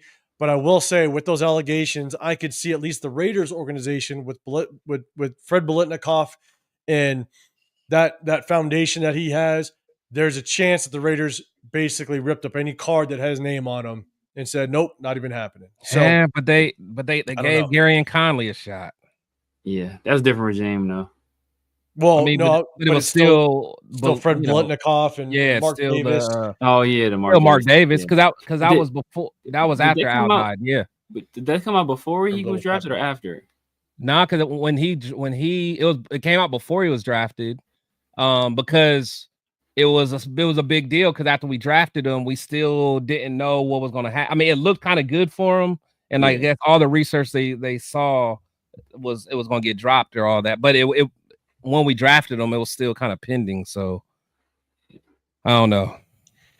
Brim Blood, you're saying with this draft, y'all think we make the playoffs? No. Not with our 6-rounders. No, I think after the 5th round, we could have had a chance. We could have got a wild card. We wouldn't make the college football playoffs. I think Geno keeps us competitive. If Ashton Genty can actually produce and do what he's expected to do, I think that allows us to be extremely competitive in every game, and we might make a push. That's as far as I could go with any playoff talk, to be dead honest with you. So, I still think that there's a lot of concerns, man. I think this linebacker room still has a lot of concerns. Exactly. You know what I'm saying? And so a lot, yeah. So there's definitely still some things that we need to address, but we'll see. Undrafted free agents and post June 6th. We might see what happens there. So let's do this. Hold up, let's see. What y'all UDFA desires? Hey, Gensinger, Jared Ivey. Willie Lampkin. Let's see if we can get him. Let's see if we can bring him in. I want to take a look at who's left, but that's what we're going to go over tomorrow, man. Gensinger. So I appreciate you shouting up the question, and we're going to talk about that tomorrow. Obviously, the UDFA is going to drop. I'm going to start doing my homework on who's left and who's out there, and we'll see how we pull off. But do you guys have just a couple quick names that you might want? For me, Kobe Bryant. I was really shocked that he was still there. Again, kind of would have to know more about the Isaiah Bond. But at this point, a UDFA, you might as well take the daggone risk there, unless you know for sure. So, but yeah, I'd have to do some more research on the guys that are out. But I know those, Willie as well. So, because I know we joke about it, but Willie really got some dog in him. So we got some dog in him. Yeah. Look, Pete's all about compete. Let him come in here and compete. Right. If he don't win, he don't win. Right. But one thing I was thinking about and is that the coach of Texas is who? Sarkisian. Who does Sarkisian work for? Pete Carroll. Oh yeah, Pete. So maybe that's some inside information where Sarkisian was like, "Yeah, you might not want to. You might not want to touch this dude." So yeah, that's a good point. That's a good point. But maybe it's a situation where if they do, like, if he's like, you know what, he's cool. That might give us an edge as a UDFA. Some names, and maybe tomorrow we'll talk about more. Like, I'm going to look at where all the players went and maybe some shockers.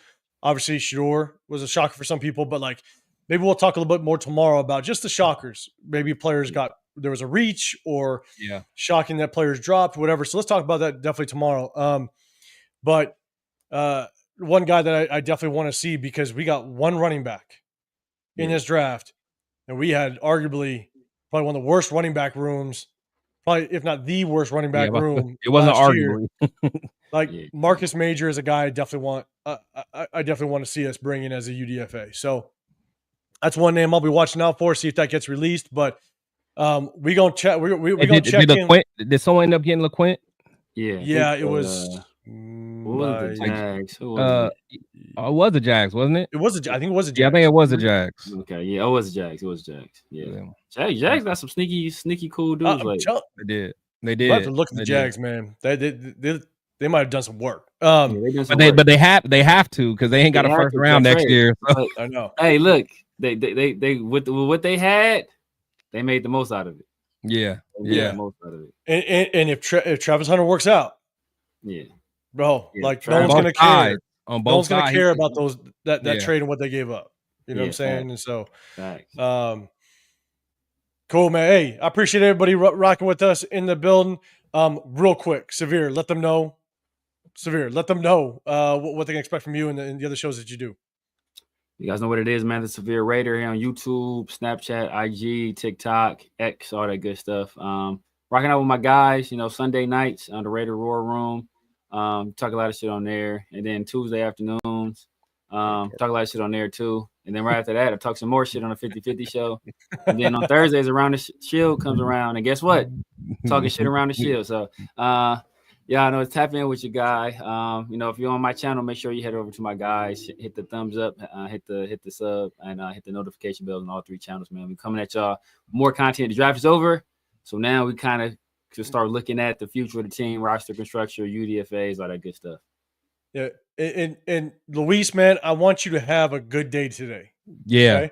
The draft is over. I want you to have a good day. I want you to check in back in with us tomorrow night.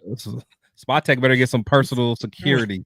And I promise you, we'll be your support group. I promise you. Luis got like a wall with like pictures of Spot Tech. Throwing darts. With the eyes scratched out on Oh, man. That's good stuff. All right, Chris, man, let them know what you got rocking. Man, it's your boy Chris with Protect the Shield podcast, man. So everybody that came today, man, we appreciate every last one of you guys, man. You can always catch the Raider War Room. Usually every Tuesday and Sunday we rock out. We wanted to do this draft edition today. So but we always going to give you a lot of content. So if you're new, make sure you guys subscribe to myself. Make sure you go to Severe, make sure you go to 805. During the season, we're gonna have fire content as usual. We usually do a post-game recap. And then we always break down the film as well. So we're always gonna give you guys a lot of content, man. And we like to talk, the details of the game. So we're not gonna, but we also have fun with it. So we're 3 guys that really understand the game, man. So if that's the kind of content you like, tell your friend to tell a friend about our content, man. And then I got my show back with my home girl, Spicy Raider Girl. So we do our Spicy Shield Talk every Wednesday. So make sure you guys check that out. I've been doing, in fact, probably later on tonight, TRS, we're going to do another special edition show. And then, just keep in touch, man. See what we're doing. Make sure you guys hit that bell notification so you don't miss nothing. Oscar J, you said, I've been in the Raiders locker room at Hudson Lake. If I did, I was lying. Been in Raiders locker room. I don't remember that. But caught him in a lie. I did. I was lying. I was drunk as hell, man. My bad. But yeah, man, I appreciate everybody rock with us. Again, this was kind of a surprise. We just said, hey, man, we're gonna jump on and chop it up for the last good show. The last 6th and 7th round, and we want to make sure if our guy Willie Lampkin did get picked, we're gonna celebrate with it. You know what I'm saying? And so, my bad. Okay, I look like hey, I don't get that a lot, but but here's the thing, man. At the end of the day, we just jump on here. We're gonna be real, as real as we can be. Maybe not as real as Luis, but we're gonna be real. Yeah, all right? We're gonna talk from the heart, and at the same time, the draft started out. We had our opinion. That 6th round was a little crazy, and we talked about it. You get real opinions with us, so we appreciate everybody tapping in with us. We go live tomorrow night on Sundays. We also go live on Tuesdays. I'm 805 Raider Real Talk, Raider Nation. I do my lives with these guys. I try to jump on with some of the other content creators and show some appreciation, support as we go through it. But at the end of the day, rock out with us Sunday nights, Tuesday evenings, like Chris said, during the season, we break down some film. We're going to go over some UDFAs tomorrow and really break down this draft after we let it soak in. So we appreciate all you guys. We appreciate everybody in the building. I hope you guys have a great rest of your day, and make sure you tap in with us tomorrow. So appreciate you guys. We'll see you guys on the next one. We're out of here.